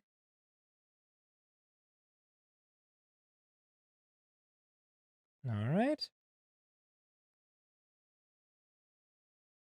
Sure feels good to be myself again. Okay, so now we will save, because this is about to get terribly difficult. And we need to light our lantern. Using a flint attached to the oil lantern, you light it. The lantern burns with a bright glow. Okay, so the thing about this is that troll is still in this cave, and he will just randomly attack you. And you just have to kind of hope for the best, that he just doesn't come after you. But there he is now. Dang it. So let's just keep... Dang it. And maybe one more time with the... Ah, he didn't show up that time. So that's good. And now let's immediately save. And I must pause the episode because I'm getting a phone call. Pardon me. Yo, Sean. Hello, Danny. It's Sean. I'm eating a huge bowl of porridge right now, but I have to call you right away. Oh, okay. I have some very good news. I just heard from Oprah Winfrey, and she told me that she jacks off to photographs of you every single night. That's fucking fabulous. Isn't it? I just had to call you right away. Dude, thank you so much. We're gonna be okay, baby. You're welcome, Danny. Oh, by the way, what are you doing Saturday? Me and a couple of the guys are going to smoke crack and rub goose shit all over ourselves down by the lake. Care to join? Yes, absolutely. I don't know what's up Saturday, but I will make time. Excellent, Danny. I'll see you then. All right. Catch you later, bro. Peace. Okay, I'm back. Sorry about that. Just got a little piece of good news. So now I'm in a good mood. We're gonna save this as cave troll soul sucking nightmare. Because that's what this section is. You gotta kinda like wander around here, feel around. Is that good? Did I do that right? Let me see. Yes. Okay.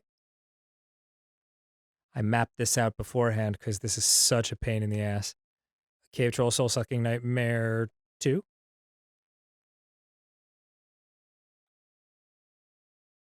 You basically just want to, okay, that's as far south as we can go.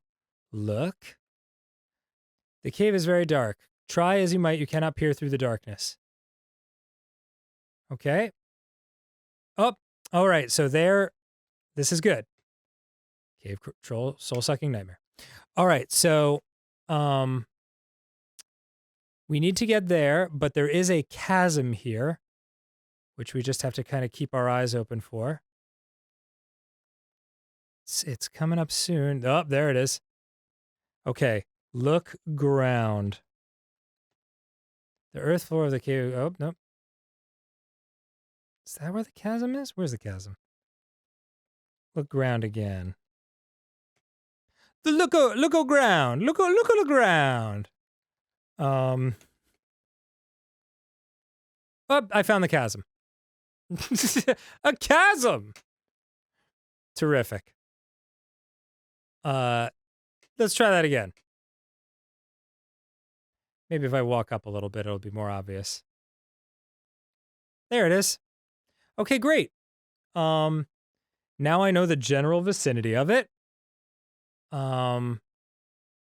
Let's try one last time. It's like right about here.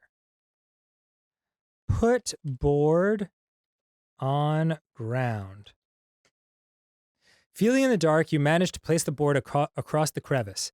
Now, can you cross it safely? Yup. Feeling in the dark again, you manage to pick up the board without dropping it into the crevice. Excellent.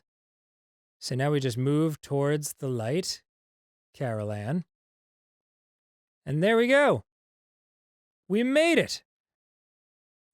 Crawl, crawl, crawl. All right, so let's turn off our lantern. You extinguish the oil lantern. Look. From here, a huge muddy swamp spreads eastward. Large moss-covered swamp trees tower overhead, while grass tufts and reedy plants poke up from the mire. You can hear the many chirpings and croakings of unseen swamp creatures. All right. So we don't want to do this too fast, but we want to jump. Boop. And we just want to keep jumping across these little marsh pads to safety, because if we even touch that swamp, we are super dead.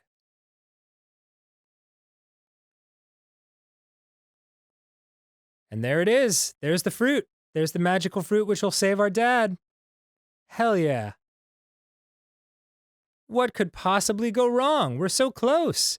And fuck, it's a giant evil cobra. So we're just gonna slow this bad boy down. There we go. That's a good cobra move. So let's look. You see a small island in the middle of the huge swamp. Upon this island grows a scrawny little tree. A large glistening fruit hangs from a small branch. Unfortunately, a huge cobra protects it. So let's put down the board because that's a long chasm. And here's what we need to do. We need to play the flute. And we've hypnotized him using Pan's flute. Oh, hells yeah.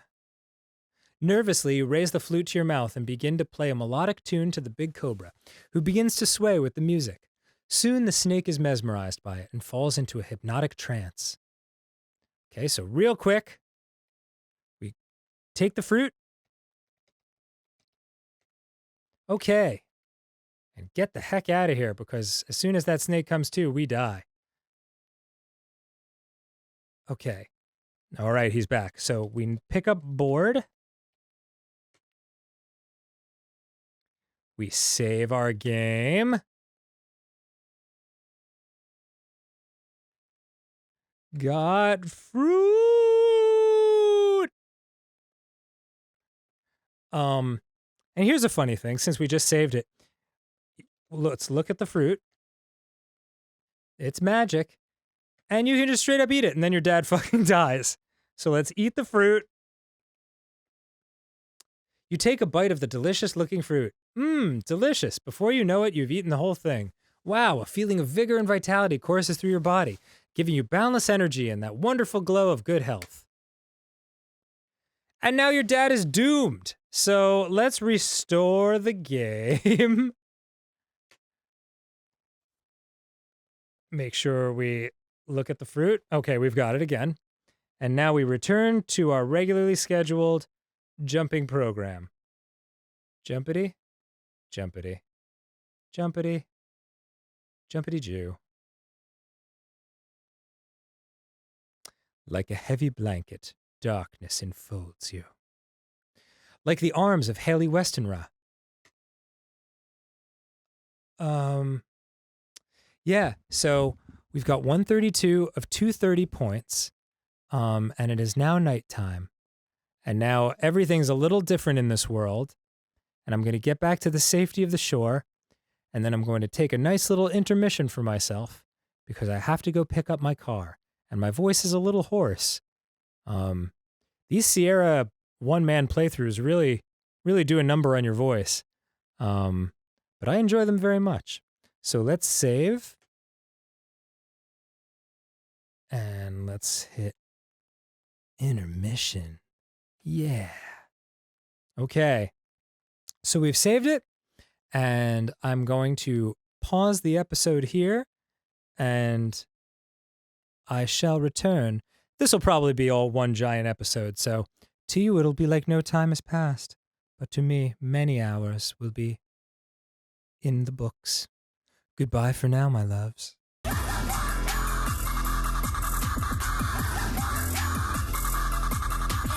And we're back. Oh, yes. To you it seems that no time has passed, but to me, it's hours later. I did all kinds of errands. I got my car back from the shop. A lot of good things in my life just happened. But I'm back now. Everyone's gone from the office. It's late at night, and that kind of fits because I'm about to do the nighttime section of this game.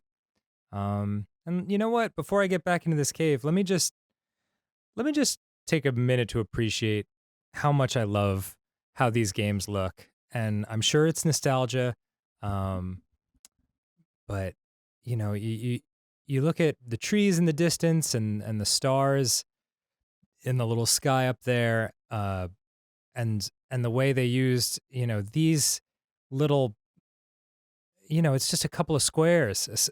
A bunch of lighter blue squares in the right position made it look like a living body of water, and I just really appreciate this game. I think it's very beautiful, and I was always impressed by, you know, and the shadows are, you know, just a bunch of squares too, so it's just like is really really mind-blowing to me how they were able to just create an entire world with a bunch of little squares, which I guess is still what they do today, but much smaller squares, much more difficult to detect with the human eye. All right, so we did everything we needed to do. Now it's time to light our lantern again. Okay, and we need to get out of here, and hopefully we won't run into that ding-dang troll again, or fall down the chasm. So I'll just type in put down board. Yeah, all right, that worked. And then I just strut across. It already picks it up. Oh, and we're just doing great. I think the troll won't attack you once you've gotten this deep into the cave. I mean, who knows? Maybe the purpose of that thing is just to keep you from going into this place to nope, never mind. Man, what a bunch of shenanigans. All right. Restore. I'm going to have to save. Well, my theory before that was going to be maybe the troll was just put in there to prevent you from going to the cave before you're ready at that point of the game. But clearly that hypothesis was a load of horseshit. Okay, so let's try right here. Put down board. I'm not close enough. How about now? Yeah. You better believe I can cross it. Uh-oh. Okay, so there was an obstruction of some kind there. So let me try putting it down here. Okay. Yes. All right. So far, so good. Now let me save it again. And I'll bring it back to Cave Troll Soul Sucking Nightmare because that's the perfect name for this experience. And now we head upwards. And I'll just keep saving it. Every screen where this nonsensical troll doesn't attack me, I'll just save it. And then we'll progress. No? No troll? Cool. Let's do that.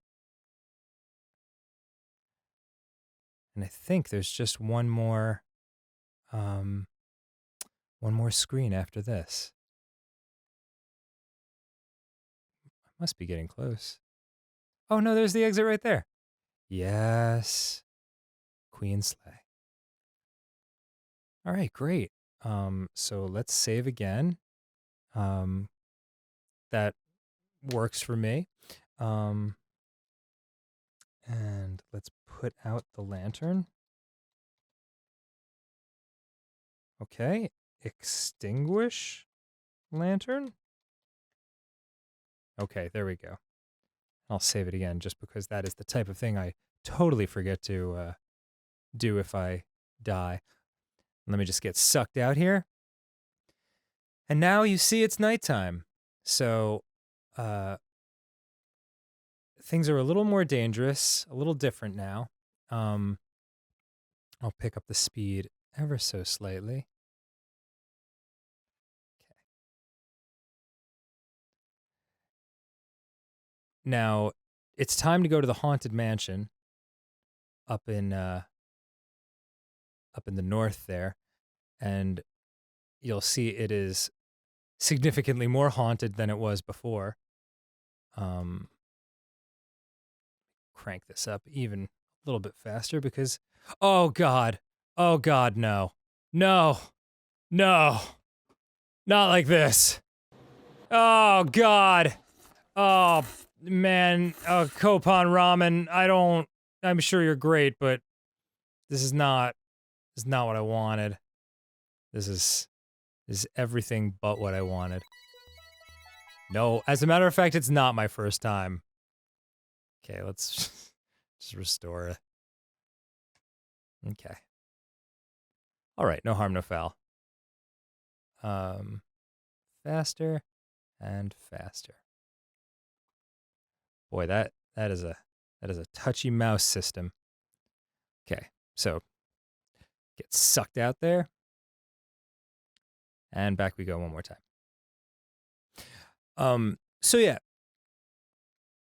This part kind of creeped me out as a kid, believe it or not. Hard to believe that it seemed scary at the time. But now we've got straight up zombies. They come out of the ground. And it's not good. It's a bad time. Luckily, I have that scarab, and that will ward them off.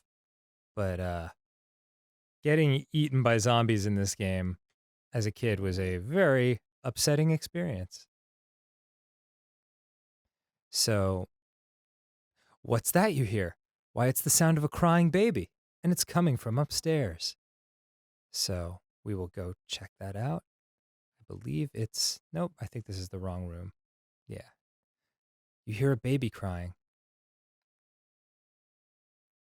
So let's try over here.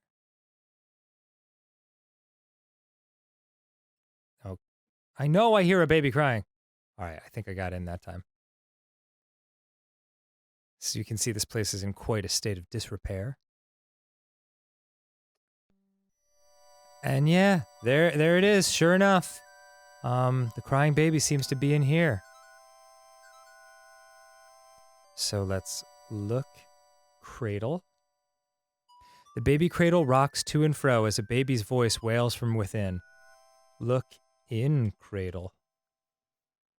With trepidation, you peek into the rocking cradle and see nothing. Tentatively, you reach your hand into it. There is nothing there.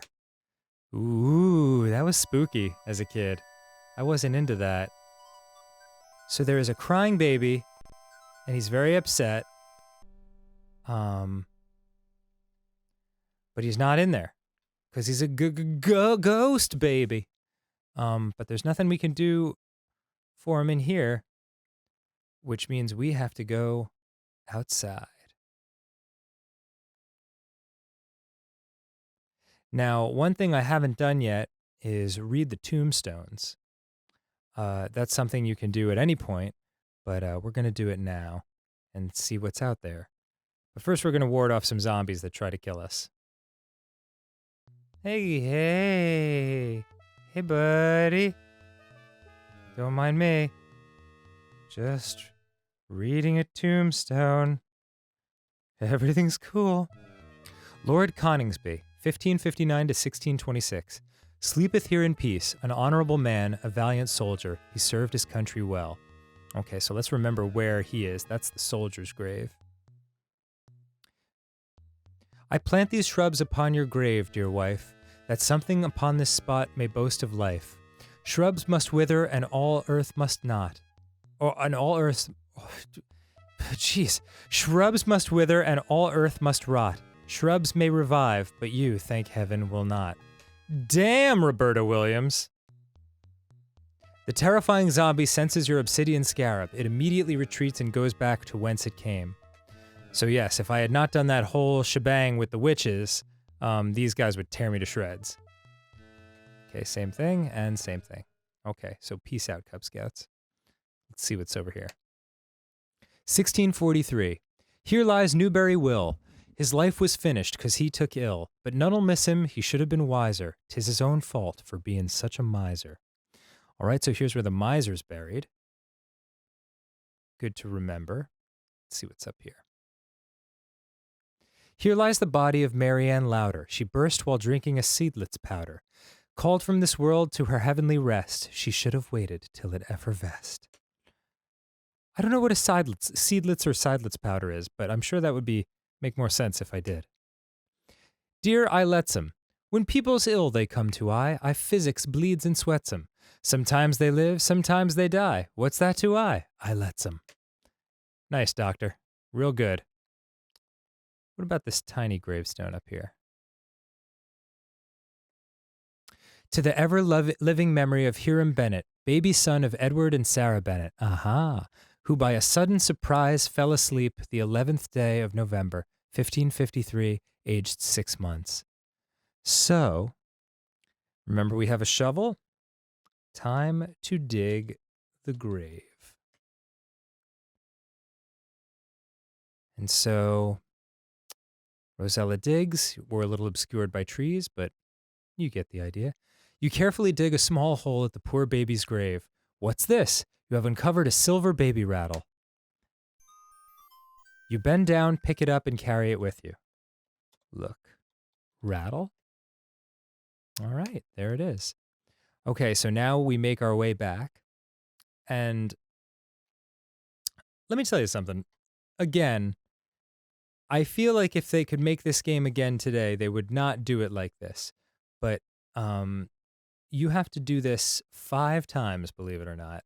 There are 5 different ghosts. But open door. But at the time, again, progress was so slow in these games, and you were so excited to make progress of any kind. Anything that like kind of put you on rails and you were like, okay, I know what I'm doing. It made you very excited and very happy. So it all makes sense in that context. So let's go into the baby's room and put rattle in cradle. Oh, well, sorry. Put rattle in cradle. You drop the silver rattle into the baby cradle. As you do so, the crying of the baby ghost and the rocking of the cradle cease. You breathe a big sigh of relief. All right, so let's save.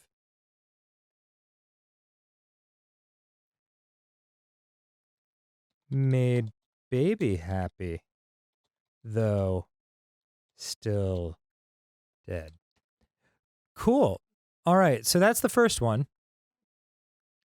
And the sound of loud moaning and the rattling of heavy chains disturbs you. Okay. I don't know what's up with this house. I guess everyone died. Everyone's in the process of dying. Oh, okay, there's a ghost. So look, ghost. The ghost of a stooped old miser trudges through the house, lugging heavy chains behind him.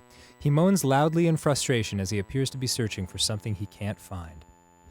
So, there's your answer. We already know where the miser, his grave is. So we're going to head back into the graveyard. And here's a little pro tip for you. In some playthroughs of this, I've thought, oh man, how cool would it be to just dig up everything in advance? But until you actually see the ghosts, their things are not waiting for you in the grave. You just won't find anything. And also, dig grave. Oop. No. Okay. And also, another thing, if you're playing this game through, a way you can get easily tripped up, I'll tell you in 1 second. You dig a small hole at the grave of the old miser. Aha! You have found a bag of gold coins. You bend down, pick it up, and carry it with you. If you go a digging every grave you see, you will actually break your shovel. And to my knowledge, there's not another way to get a shovel in this game. So you're pretty much effed once that happens. So yeah, just another one of the examples of like save early, save often. Come on, miser, where you at, dog? Terrible rattling of chains. Okay. Well, come on then, dog. Could he be in here? Yeah, there he is. Okay. Okay. Give pouch to miser. Whoops. What? Inventory. Oh boy, I'm having a little bit of trouble here.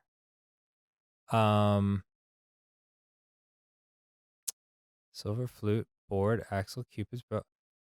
Gold. Oh, gold coins. Okay. Give coins to miser. You offer the bag of gold coins to the old miser ghost. He greedily snatches it from your hands and then promptly disappears. There you go, bitch. Satisfied by money, even in the afterlife. The sound of weeping fills the house. All right. I guess you can take it with you. Never mind. Oh, and what have we here?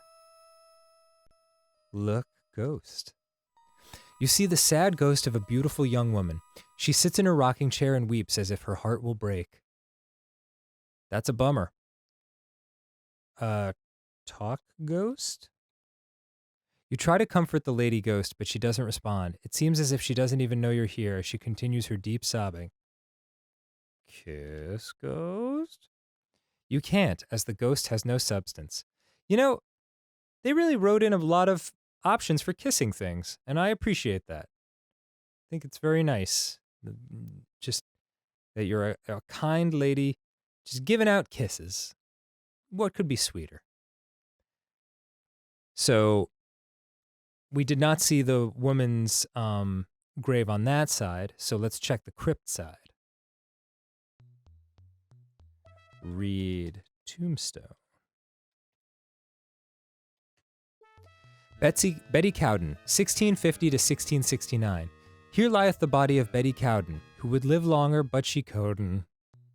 Sorrow and grief made her decay when she lost her lover at sea one day. Ugh, so sad. But let's dig her grave. Let's respectfully dig her grave. The terrifying zombie senses your scarab, and it pieces out. Okay. Digging it up. And you have found a lovely locket. You bend down, pick it up, and carry it with you. Okay. Let me just read this tombstone. No.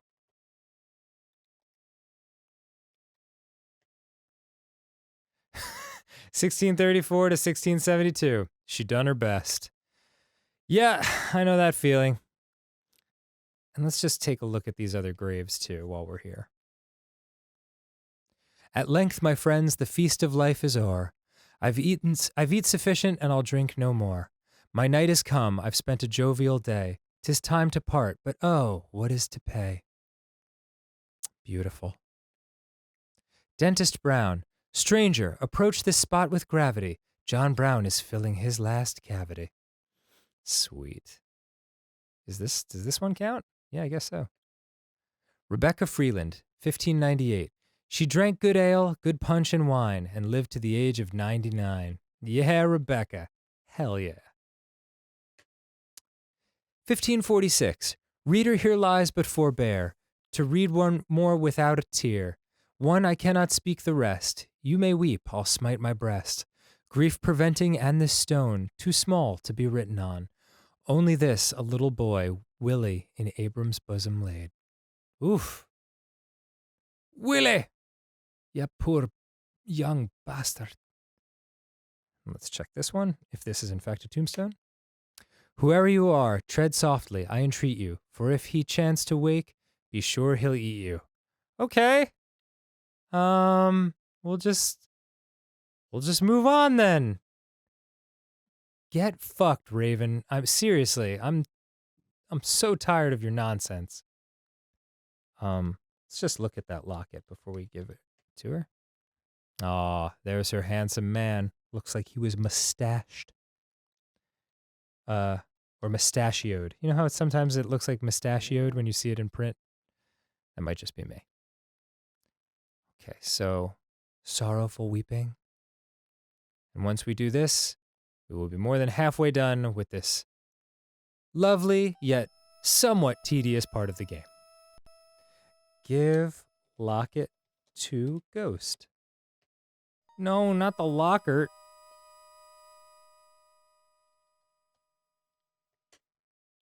You hand the lovely locket to the distraught ghost. The locket seems to make her very happy as she vanishes into thin air. Oh, good. She seemed thrilled. What was that? A loud wailing sound comes from downstairs. All right. Well, shit. Look, ghost. You have encountered the gentleman ghost of the distinguished lord of the manor. He wails despondently as he seems to be looking for something he desperately wants. So that's the soldier. And if you recall correctly, his grave is out this way, to the left, guarded by hideous, disgusting monsters. Okay, let me just read Tombstone to make sure this is the one. Yes, okay. So let's dig his grave in the most respectful manner possible. I don't know why this game threatens you. Well, you dig a small hole at the grave of the Lord of the Manor. Gotcha, you have found an impressive Medal of Honor. You bend down, pick it up, and carry it with you. The terrifying zombie, blah, blah, blah. All right. And you know what? I'm just going to save. Make the baby happy, though still dead. Cool. Just in case something... It's hard to die on this part, but just in case something goes wrong, maybe with the capture or something, I'll have it saved. What was that? A loud wailing sound comes from downstairs. Look, metal. There it is. That's a good-looking metal. Where is that confounded ghost?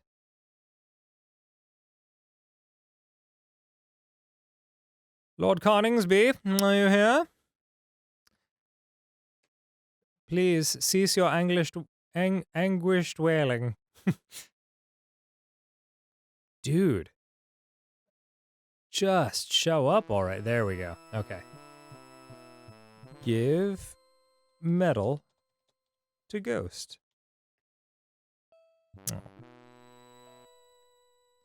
You offer the Medal of Honor to the wailing ghost.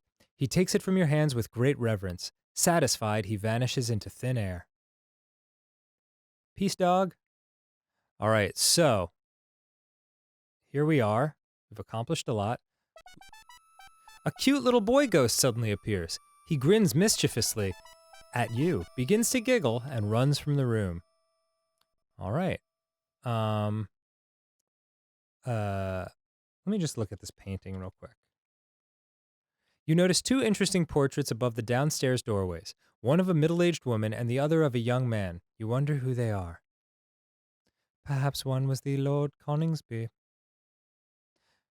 All right, let's see what this little guy's up to. Ah, he's got a ladder.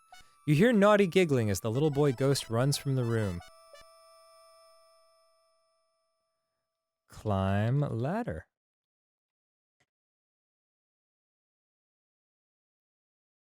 What do you want, little guy man? All right, he's beckoning me over.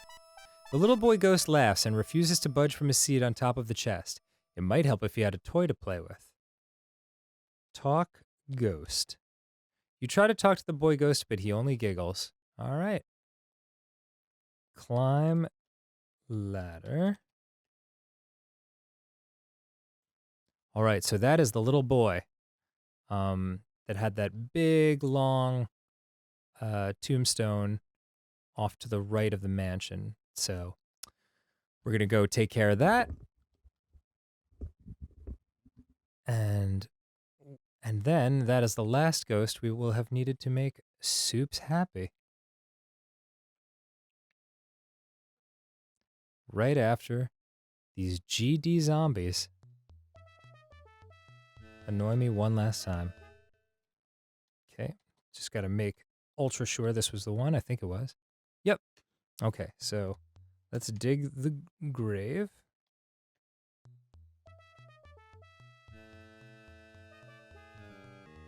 The terrifying zombie. The terrifying zombie. They're a lot less terrifying when you know they're just going to reach you and then get sucked into the ground. You dig a small hole at the little boy ghost's grave. Aha, you have uncovered a toy horse. Look, toy. And there it is. What a lovely little horse. So now we return for the final time to the haunted, spooky mansion house. All right, so let's go up Give this little scumbag his toy. Yes, you're charming and adorable as a tiny keyboard plays your theme. Climb ladder.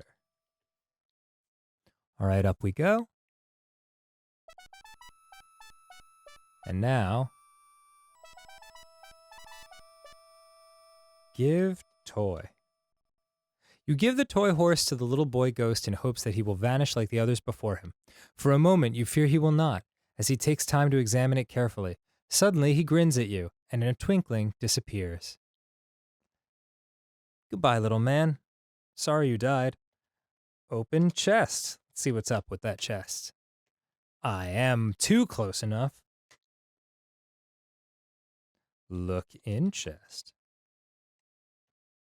You peek into the open chest and find an old set of sheet music. You take the sheet music and carry it with you. Okay. I enjoy looking at these little things. Yeah, that's what that is. Okay. So let's save the game. And I will save it as sheet music. Shit. Okay. And climb down the ladder. And now, let's see. I believe, yes, that's right.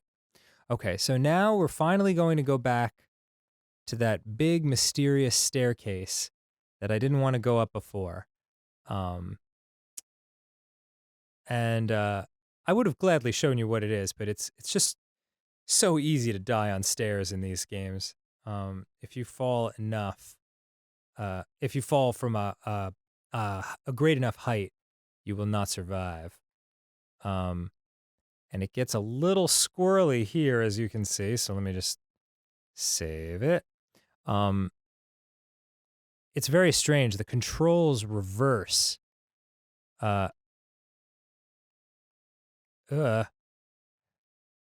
you go up the stairs. So now pushing up brings you towards the screen, which would be down otherwise. It's very confusing, but I got the hang of it. And so here, here's an organ. A dusty old pipe organ sits in the center of the tower room. So we sit. It'd be better to move to the inside of the bench. You got it. We sit and play organ. You can only remember one oldie but goodie. Yeah. Hell yeah. All my people in the club say, what? See all my people bouncing? Now this is what I would have done had I come up earlier. Just played the organ by candlelight with my sweet, awesome, super long braids hanging off the bench. And then at the end, wow. It's really impressive, Rosella. What a virtuoso you are. But nothing happens, as you see. So we must play the special sheet music. You find it difficult to read the old sheet music, but you attempt it anyway.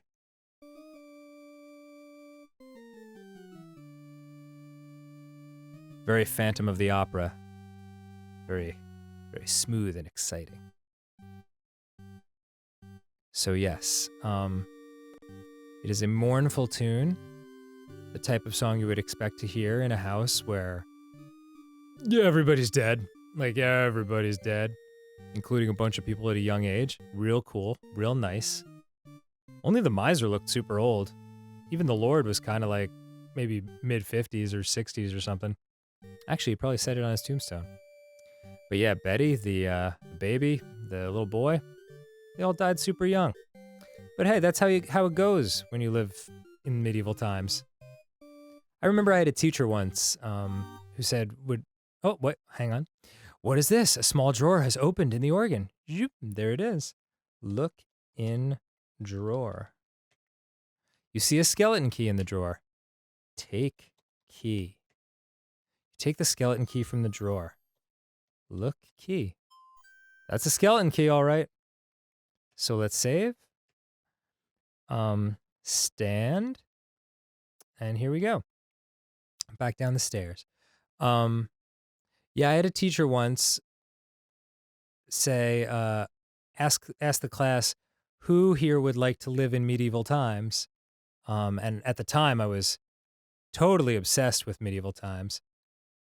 Not just Dinner and Tournament, which I'm still obsessed with. But I was very excited because I played a lot of Dungeons and Dragons, and I was like, hell yeah, I want in that action. But sure enough, the teacher then explained to me what the bubonic plague was and how life basically sucked and the life expectancy was way shorter than now. And I was like, you know what? Maybe it's not so bad living at this time. So now I have got the skeleton key, and it is time to go to this section over here. This is, as we dance this charade with the zombies once more. Yeah, don't. Kind of funny when they just follow you. I'll read this last tombstone, just to be a completionist about it. Here lies a poor woman who was always tired. She lived in a house where help wasn't hired. Her last words on earth were, "Dear friends, I am going to where there's no cooking or washing or sewing. For everything there is exact to my wishes. For where they don't eat, there's no washing of dishes. I'll be where loud anthems will always be ringing, but having no voice, I'll be quit of the singing. Don't mourn for me now, don't mourn for me never. I'm going to do nothing forever and ever." Wow, you know what? That probably would have creeped me out as a kid, and now I'm like, you know, I get it. I've got a lot of shit to do, man. And driving on the 5 at like 6 p.m. when you're in lockjam traffic, you're like, you know, Oblivion, maybe not well, whatever. Okay, so look, crypt. The stone crypt is built into the mountainside. Open door. The door is locked. Unlock door with key. That's what we needed the skeleton key for. You place the skeleton key in the lock of the crypt door. Slowly, you turn it. Click, it unlocked. Open door. And here we are. Whoop! And I've died. Okay, oops, I slipped. Oh, God, I slipped.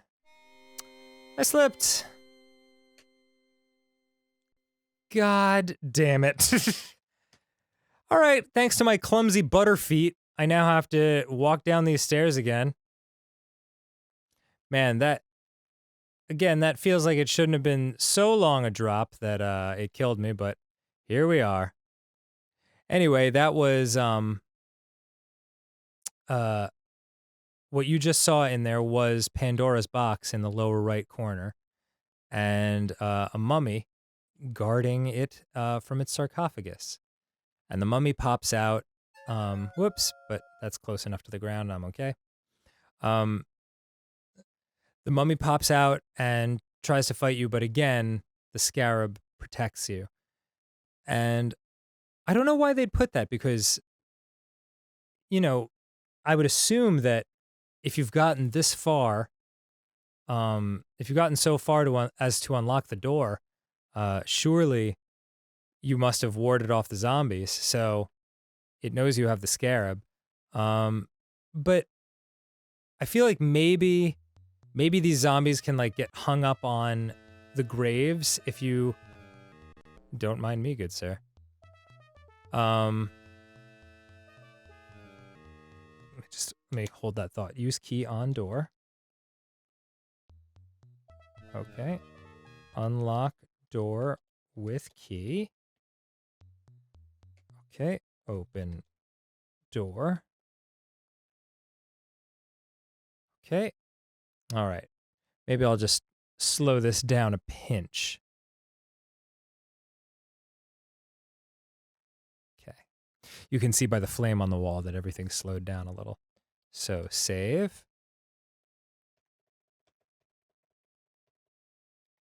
Spooky. Spapaki. Spoopsy. S.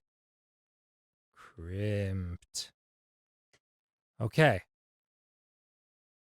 Look ground.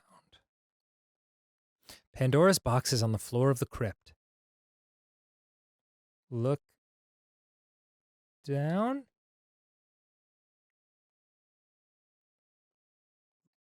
Look. Oh, that's rope. That's what it is. Look, rope.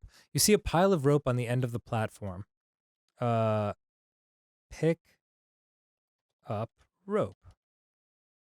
You reach down and get the pile of rope. To your happy surprise, you find that the rope is actually a rope ladder attached to the end of the platform. Gladly, you throw the rope ladder over the edge of the platform where it falls to the floor below. Okay.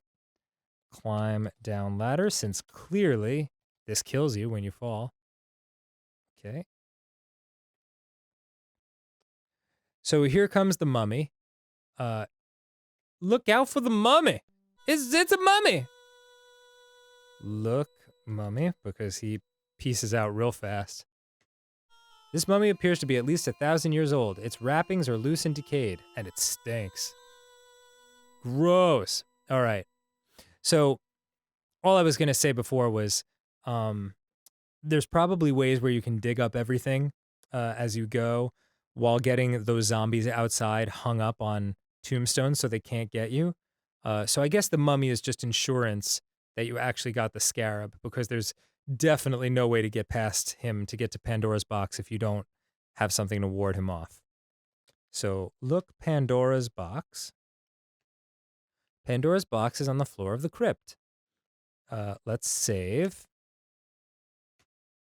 Okay. And open Pandora's box. Just for fun. Just for funsies. You don't have it. All right. Pick up box. Open box. Okay, but you'll be sorry. That was very foolish, Rosella. Now look what you've gone and done. You've loosed the terrible demons and killed yourself in the process. Whoops. That was all the evil in the world. Okay. So I'm dead. But I feel like if I picked up Pandora's box in a game and didn't open it, like, I feel like people would be bummed out. So just wanted to show you what happens. So pick up box. Now let's get the flying frim-fram out of here. Climb rope. Look at all these points we've got. God, that's delightful. Okay, so close door. Okay. Wouldn't want any zombies getting into a crypt. You know what I'm saying? Okay, so now we can speed this up a little bit again. Yes, I know, the terrifying zombie did things. Okay.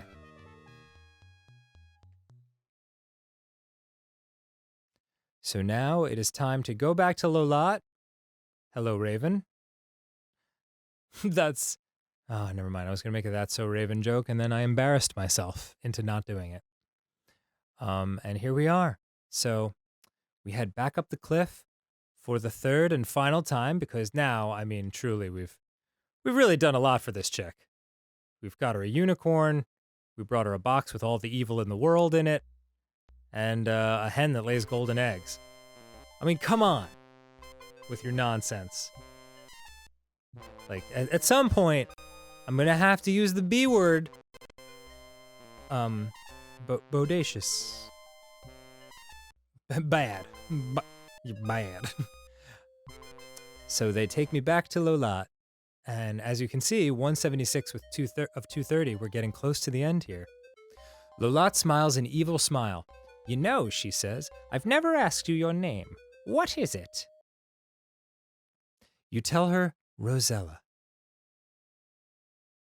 Rosella, what a pretty name. You wonder what this is all about. Can't be good. Definitely not going to be good. You will find out soon enough. Oh, you find out soon enough. Ugh. Well, Rosella, Lola grins ominously, you've earned your reward. My son Edgar has fallen in love with you. I wish him to be happy, and I give you the honor of being his wife and my daughter-in-law. Well, shit. Your heart turns flips and somersaults as you hear this. Perhaps of joy? Oh, Edgar, you're a nice dude. He can't help it that he's green and just disgusting.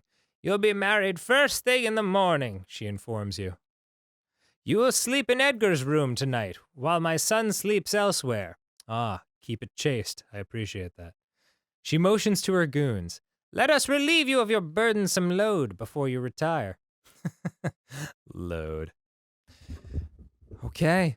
You are so shocked by this tragic turn of events that you hardly notice your possessions being taken away. This is a bummer. To her goons, Lola orders, escort our Rosella to her room. It's a little bit of a downer from a girl. Oh, well, this is a fine mess of turnips we've gotten ourselves into. You think to yourself, now what? Look, room, I guess. Normally, this is Edgar's tower bedroom. Actually, for being in such an awful castle, it looks quite comfortable, but you're in no mood to care. I like the way they did this, like the way they show you a little cross-section of the wall and the door and just let you know that there's wall there, but you can still peek inside. Good design. Look out window.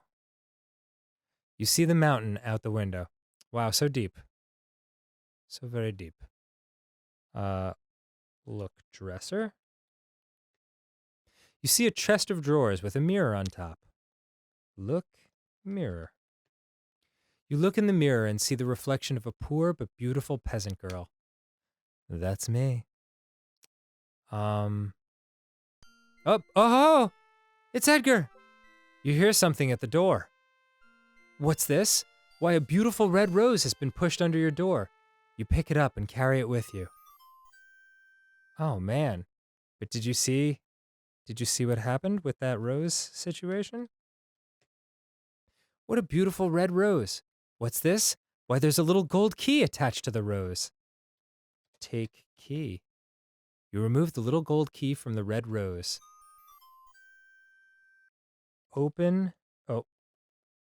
Unlock door. You're not close enough. Okay, how about that? You can see my little feet, my little tootsies. Using the little gold key, you quickly unlock the door. Open door. Okay, now again, another good chance to save. Oh, sweet Edgar, you're so nice. Edgar, save. Protect. I attack. Smoke. Crack. Ah, there's no room. Oh well. All right, so now it's oop. This is an easy place to die. Okay, so must be careful as I work my way down this situation. Nope. This way. Nope. Sorry, this is where it switches over in controls and it gets a little confusing. Okay, there we go. All right, so far so good. Oh, sleeping goon. He's chill. Look, goon. The henchman is asleep. Look in general. You are at the bottom of the west tower. A spiral of stone steps winds to the top. Okay. So I gotta be super careful, quiet. Okay. Let's save again. I'm just gonna save it as something slightly different. So I have two separate save games here. Don't want to wake up the goon. Keep it quiet, Raven. Don't F me on this. All right, here we go. Look. You have discovered the castle's kitchen. Not a very pleasant kitchen, but a kitchen nonetheless. Against the back wall, 2 cabinets flank a cold stone fireplace. You see a long table under the one small window. Okay. Open cabinet. The cabinet is full of dishes. That don't do shit for me. I could have had dishes back at the dwarves' house hours ago. Open cabinet. Here are all your possessions. Wow, so either a bunch of dishes or literally all my shit. Take possessions. Take stuff. Thank you. Look table. Nothing on the table interests me. Great. In that case, let me just save real quick. Ah. Okay, so I'll replace this one with got my stuff.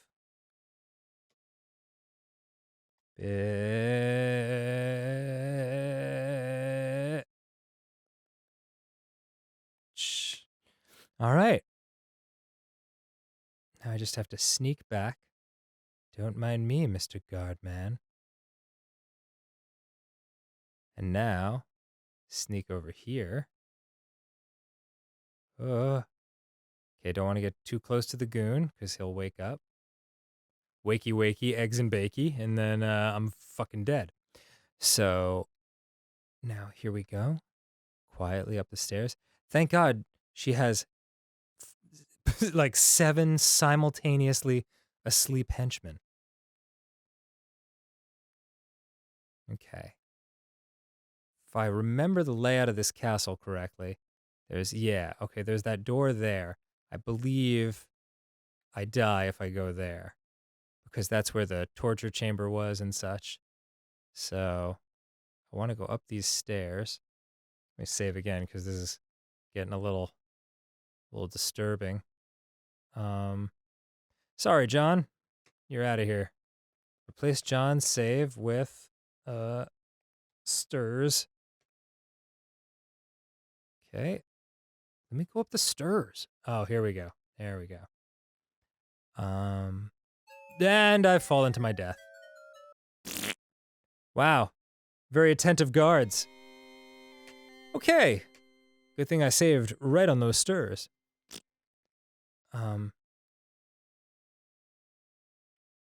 Okay, just gotta really hug this wall.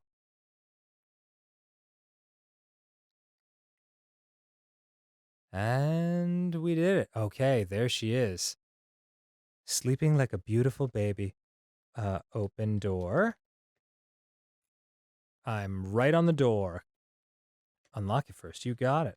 Unlock door. Which key do you want to use? The gold key or the skeleton key?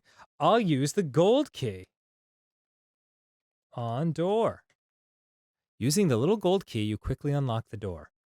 Open door. Okay. Let me in. Okay, come on. Okay. Look, Lola. The evil fairy sleeps soundly in her bed. She wears Genesta's magic talisman around her neck, and you see it gleaming upon her chest. As she sleeps, she makes very strange clicking sounds. Ugh, that's normal. Look, talisman. You don't have it. Okay, well, I'll just save right here. Has got my stuff, bitch.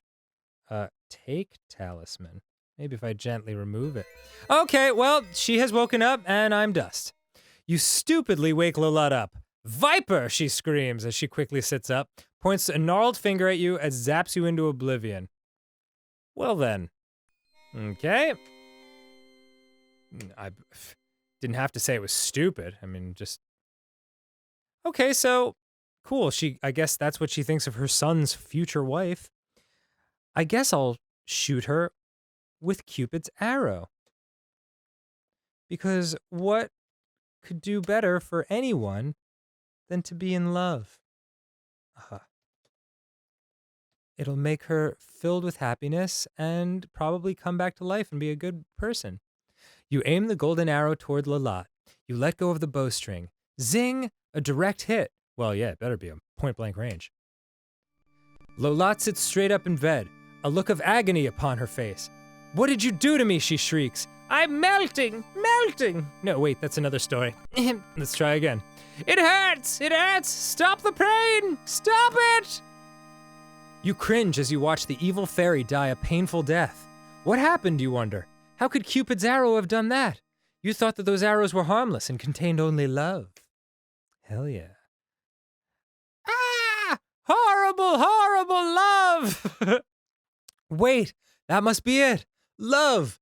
Lola was so evil that when all that pure love entered her body, it acted as a poison to her system. In spite of yourself, you feel a sense of sweet revenge. Yeah, fuck that bitch.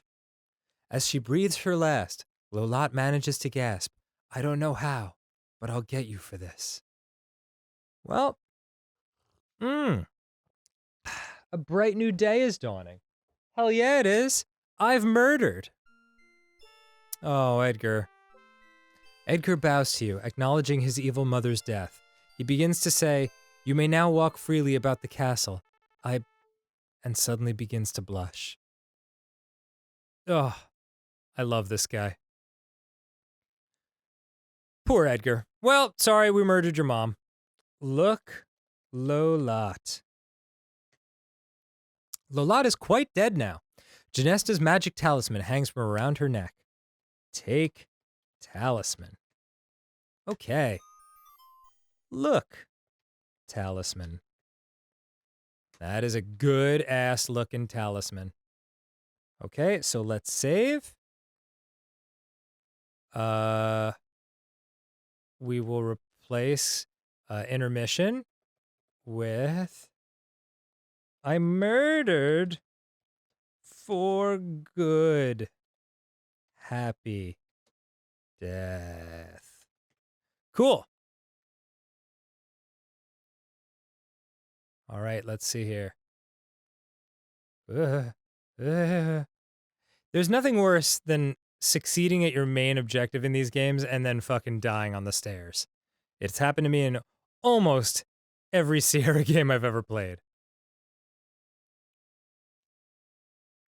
Ah, yes. Look, goons. Lolat's goons are not appealing at all. Besides having an unnatural pallor to their skin, they are creepy little creatures who fly upon wings that resemble those of bats. Talk, goons. Lolat's henchmen must not speak, as you only hear them utter guttural sounds. All right. But I guess now that I murdered Lolat, they're cool. Everything's cool. So let's open this door. Really? Feels like I'm right on that door. Ah, there's the hen. And listen, it's the sound that Space Quest 3 used in Astro Chicken. I love that. I don't know which one came first, but I love it. Take hen. Got you, baby. And let's also take Pandora's box. Oops. No sense in leaving that lying around. Yeah, well, how about the good one? Oy vey. Okay. Got it. All right. 210 out of 230. We're doing very, very well. Let me just make sure there's nothing back here. I think this is just the torture chamber. Yep. That's fine. Don't mind me, gentlemen. I'll just be on my way after murdering your mom? I don't know what she was to you. Boss? Okay. I'm trying to make it exciting for myself by not saving. Yes, I did it. Okay. Thankfully, the game designers decided to make this staircase a little wider. Cool. All right. Let's get the rock out of here. Just make sure there's nothing back here that I need to be doing. Good looking castle. Wonder what these ravens are gonna do. Oh, Lola's dead. Yep, that's just where I was. Okay, sweet. Look, Raven. Maybe it's friendlier now. You see Lolot's Raven spying on you. Okay, cool. Not any friendlier. Let's go! And what's this outside? You see nothing special. Okay, well. It's a stable. Where my sweet unicorn friend is. He's pissed. Look, unicorn. The unicorn looks at you with sadness. It needs to be free. Open gate. Rosella, you're standing in the way. Okay, sorry. Oh, well. There we go. As soon as you open the gate, the splendid wild unicorn impatiently leaves its hated prison. It quickly trots out the open stable door to freedom. Yeah, unicorn. Happy for you, bro. All right. What a beautiful day to walk near a castle of ultimate evil. All right, well, I never had to do. Ah! Well.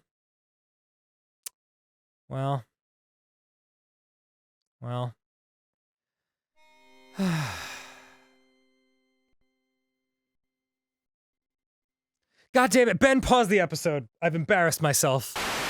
Now you can live, love, laugh, and take life in stride. Real panties with light leak protection. They're the sexiest panties I own.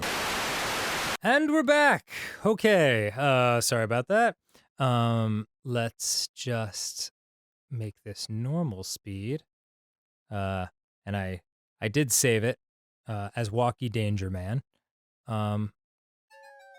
Wow, man, that is really treacherous. Okay, back we go. Walkie Danger Man.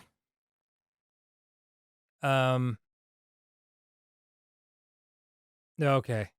That's how we're gonna do this. All right. Once you get past that first part, it's a little bit better. It's more your classic Sierra, oh god, left down thing. All right.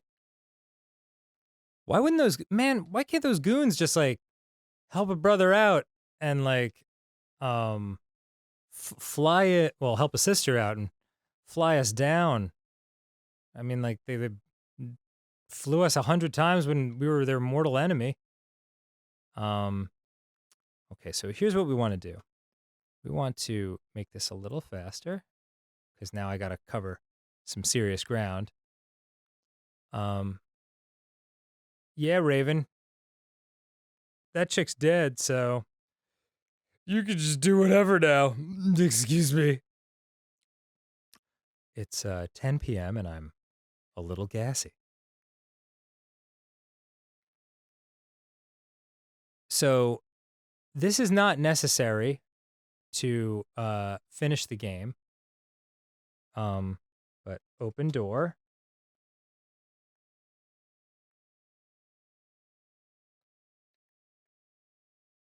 Climb ladder. Look out for the mummy! Back he goes. Okay. Put back box. All right, we'll just leave that right there. Yep, got some points for that. Climb ladder. I mean, this is a box of ultimate evil. You gotta lock that shit away, you know what I'm saying? Close door. And lock door. You place the skeleton key in the lock of the crypt door. Click, it locked. You kick the key through the crack under the door. Now no one will ever accidentally release the evils of Pandora's box into the world. Hells yeah. That got me 2 points for ensuring that evil would never enter the world again. And now there's only one thing left to do. Hello, trees.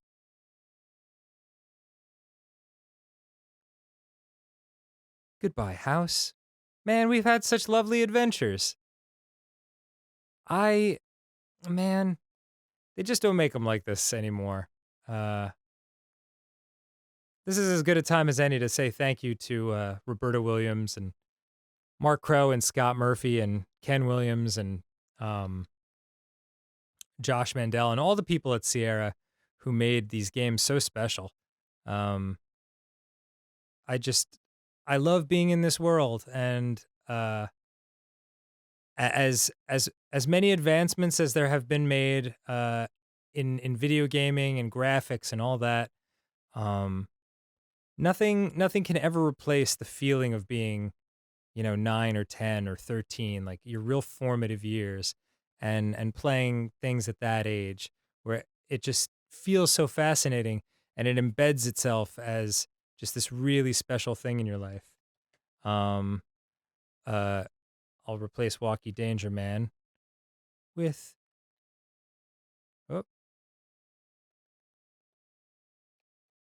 Swimmy Danger. Bro. Okay. Oop. Now, as long as a shark doesn't eat me. Ah, shark. Okay, let's try that again. No shark? All right, cool. As long as the shark doesn't eat me, I'm good to go. And back we are at Sweet Genesta's Island.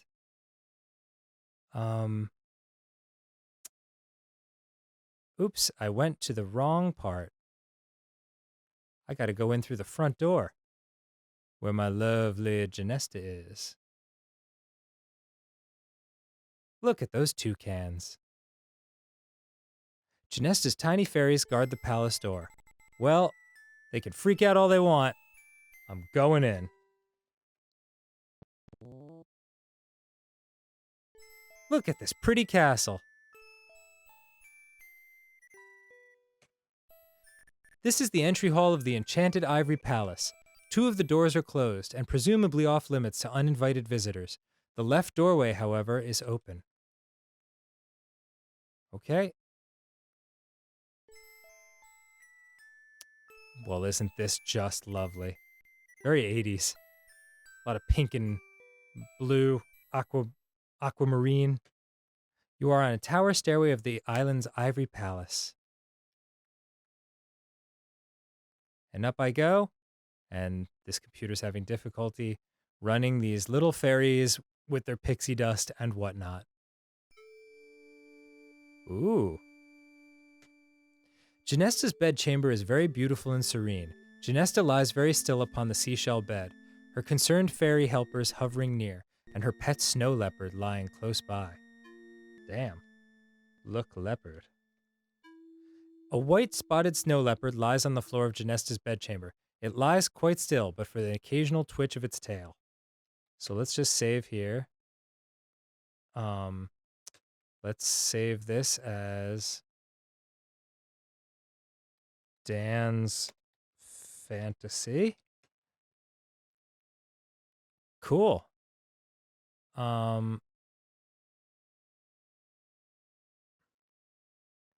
Let's try kissing that leopard. We don't have better things to do right now. It's probably not a good idea. Pet leopard? It's probably not a good idea. Deaf leopard? All right, well. Genesta's tiny fairy helpers flit furiously about, trying to keep you from disturbing the dying fairy. Well, punch fairies? You have better things to do than that. Whatever, man. All right, I'll just give her the talisman.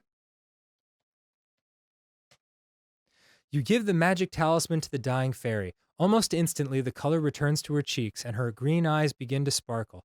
She sits up in bed, stretches, and smiles at you. Heck yeah, baby girl. You all right? Oh, do I have to hit a button? Looks like it. Bring that rosy color back into those cheeks. Yay! This was a huge triumphant moment of my childhood. Yes. You have saved my life, Rosella, the beautiful fairy says gratefully. Okay. And you have saved Tamir from the persecution of Lola. We are deeply indebted to you. I want to go outside. I need to feel the warm sun on my face. Exuberantly, she waves her magic wand. There might have been some other part to that, but I didn't read it fast enough. Suddenly, you find yourself outside. My little hen, Janesta suddenly exclaims. Wherever did you find her? Oh, places. You explain that the ogre had possession of her. Hell yeah, I just got a perfect score. 230 to 230. Lock it in, baby. Take your screenshots now. Poor thing, she says. Well, at least she's back home now. Yes. She goes right into the ocean and gets eaten by a shark. Now for you, Rosella, Janesta says. It's my turn to help you out. I will return you to Daventry, and with the magic fruit, you will be able to save your father's life. We'd better hurry, though, as he doesn't have much time left.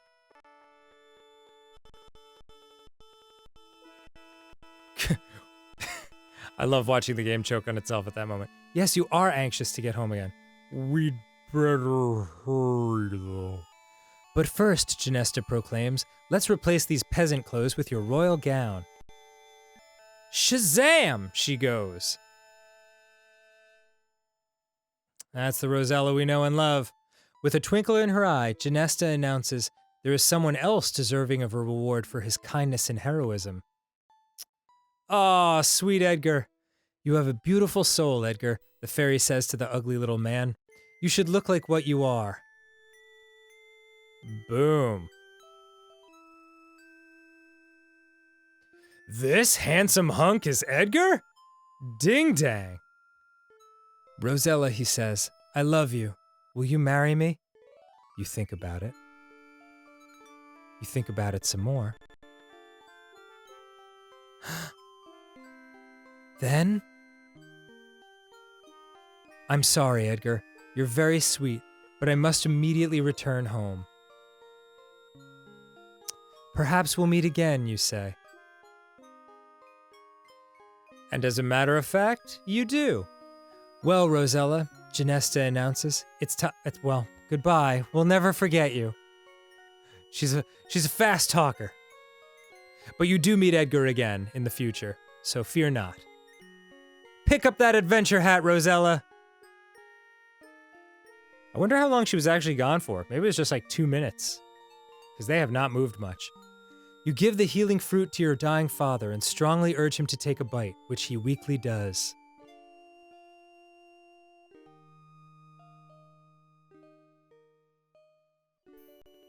Could you imagine if it didn't work after all this? What a bummer. Yeah! King Graham! How are you feeling, father? You excitedly ask him.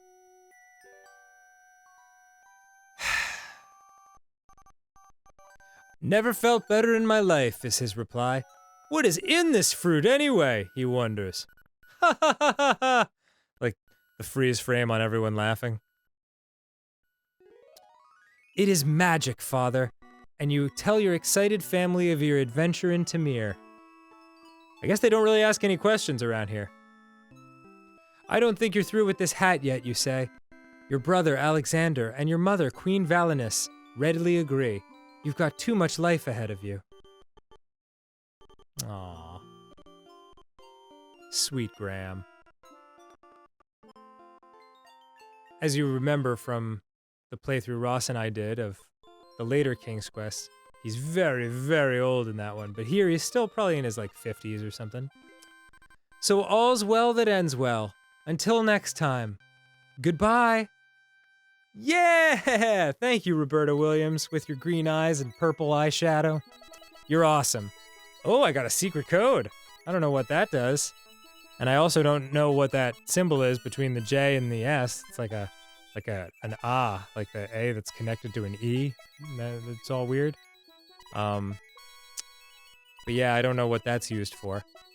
But I can tell you that this final screen here when the secret code is gone. Yes, this one. It saves it, and I remember calling my friend Mark Pinhasevich, who I played this game with as a kid, and asking his mom to drive him over to my house so I could show him this victory screen because it stays on here, and he wasn't able to because his mom couldn't drive him. But I believe I took a picture with like one of those like those wind up cameras from CVS that you definitely probably can't buy anymore. Or maybe you can, I don't know. But yeah, like those temporary disposable film cameras. And yeah, it was just one of my proudest moments when I beat this game. But I don't think I beat it until I was like 15, and I started playing when I was 9. So it was definitely a labor of love, even though now it just took like 3 hours or whatever it was. But yeah, I hope you enjoyed this playthrough. This game is right up there. This one specifically, King's Quest IV, was always my favorite, and along with the Space Quest games, yeah, just Sierra, man, what a special group of people and a special time, and I don't know. I'm sure there's independent gaming studios out there now that are doing really cool stuff, but for me, these were this was my crew. These were my people, and they left a huge mark on my life. And I remember reading an interview with Ken Williams, who owned the company, and his wife Roberta, who wrote these games, that like they lived in 3 different places now, and they had kids, and they would go sailing on a yacht in France, and I was so happy for them because they really deserved it, because they brought a lot of people happiness, myself especially, and I just hope they're enjoying retirement and they're very happy wherever they are. In the meantime, thank you for joining me. Thank you for liking these old school playthroughs enough that I get to do them more, because I love sharing these games. And you know, this game is 1988, man. I remember it very clearly, but it was 31 years ago. So the more time that passes, the more games like this risk being forgotten, you know, and kind of lost to history. But I'm glad King's Quest still has a following, and that young folks like you are still interested in seeing the history of gaming and where this thing which we all love so much came from. Yeah, it's very gratifying to share this stuff. And if I ever have kids, I'll probably play it with them, and hopefully they won't be like, "Dad, this is boring," and I'll be like, "Shut up." So anyway, thank you so much, and I love you guys, and until next time, until the next big Sierra playthrough. I don't know when that'll be, maybe in 2020, but yeah, lots of love, and I'll see you soon. Goodbye. Whew. That was a journey.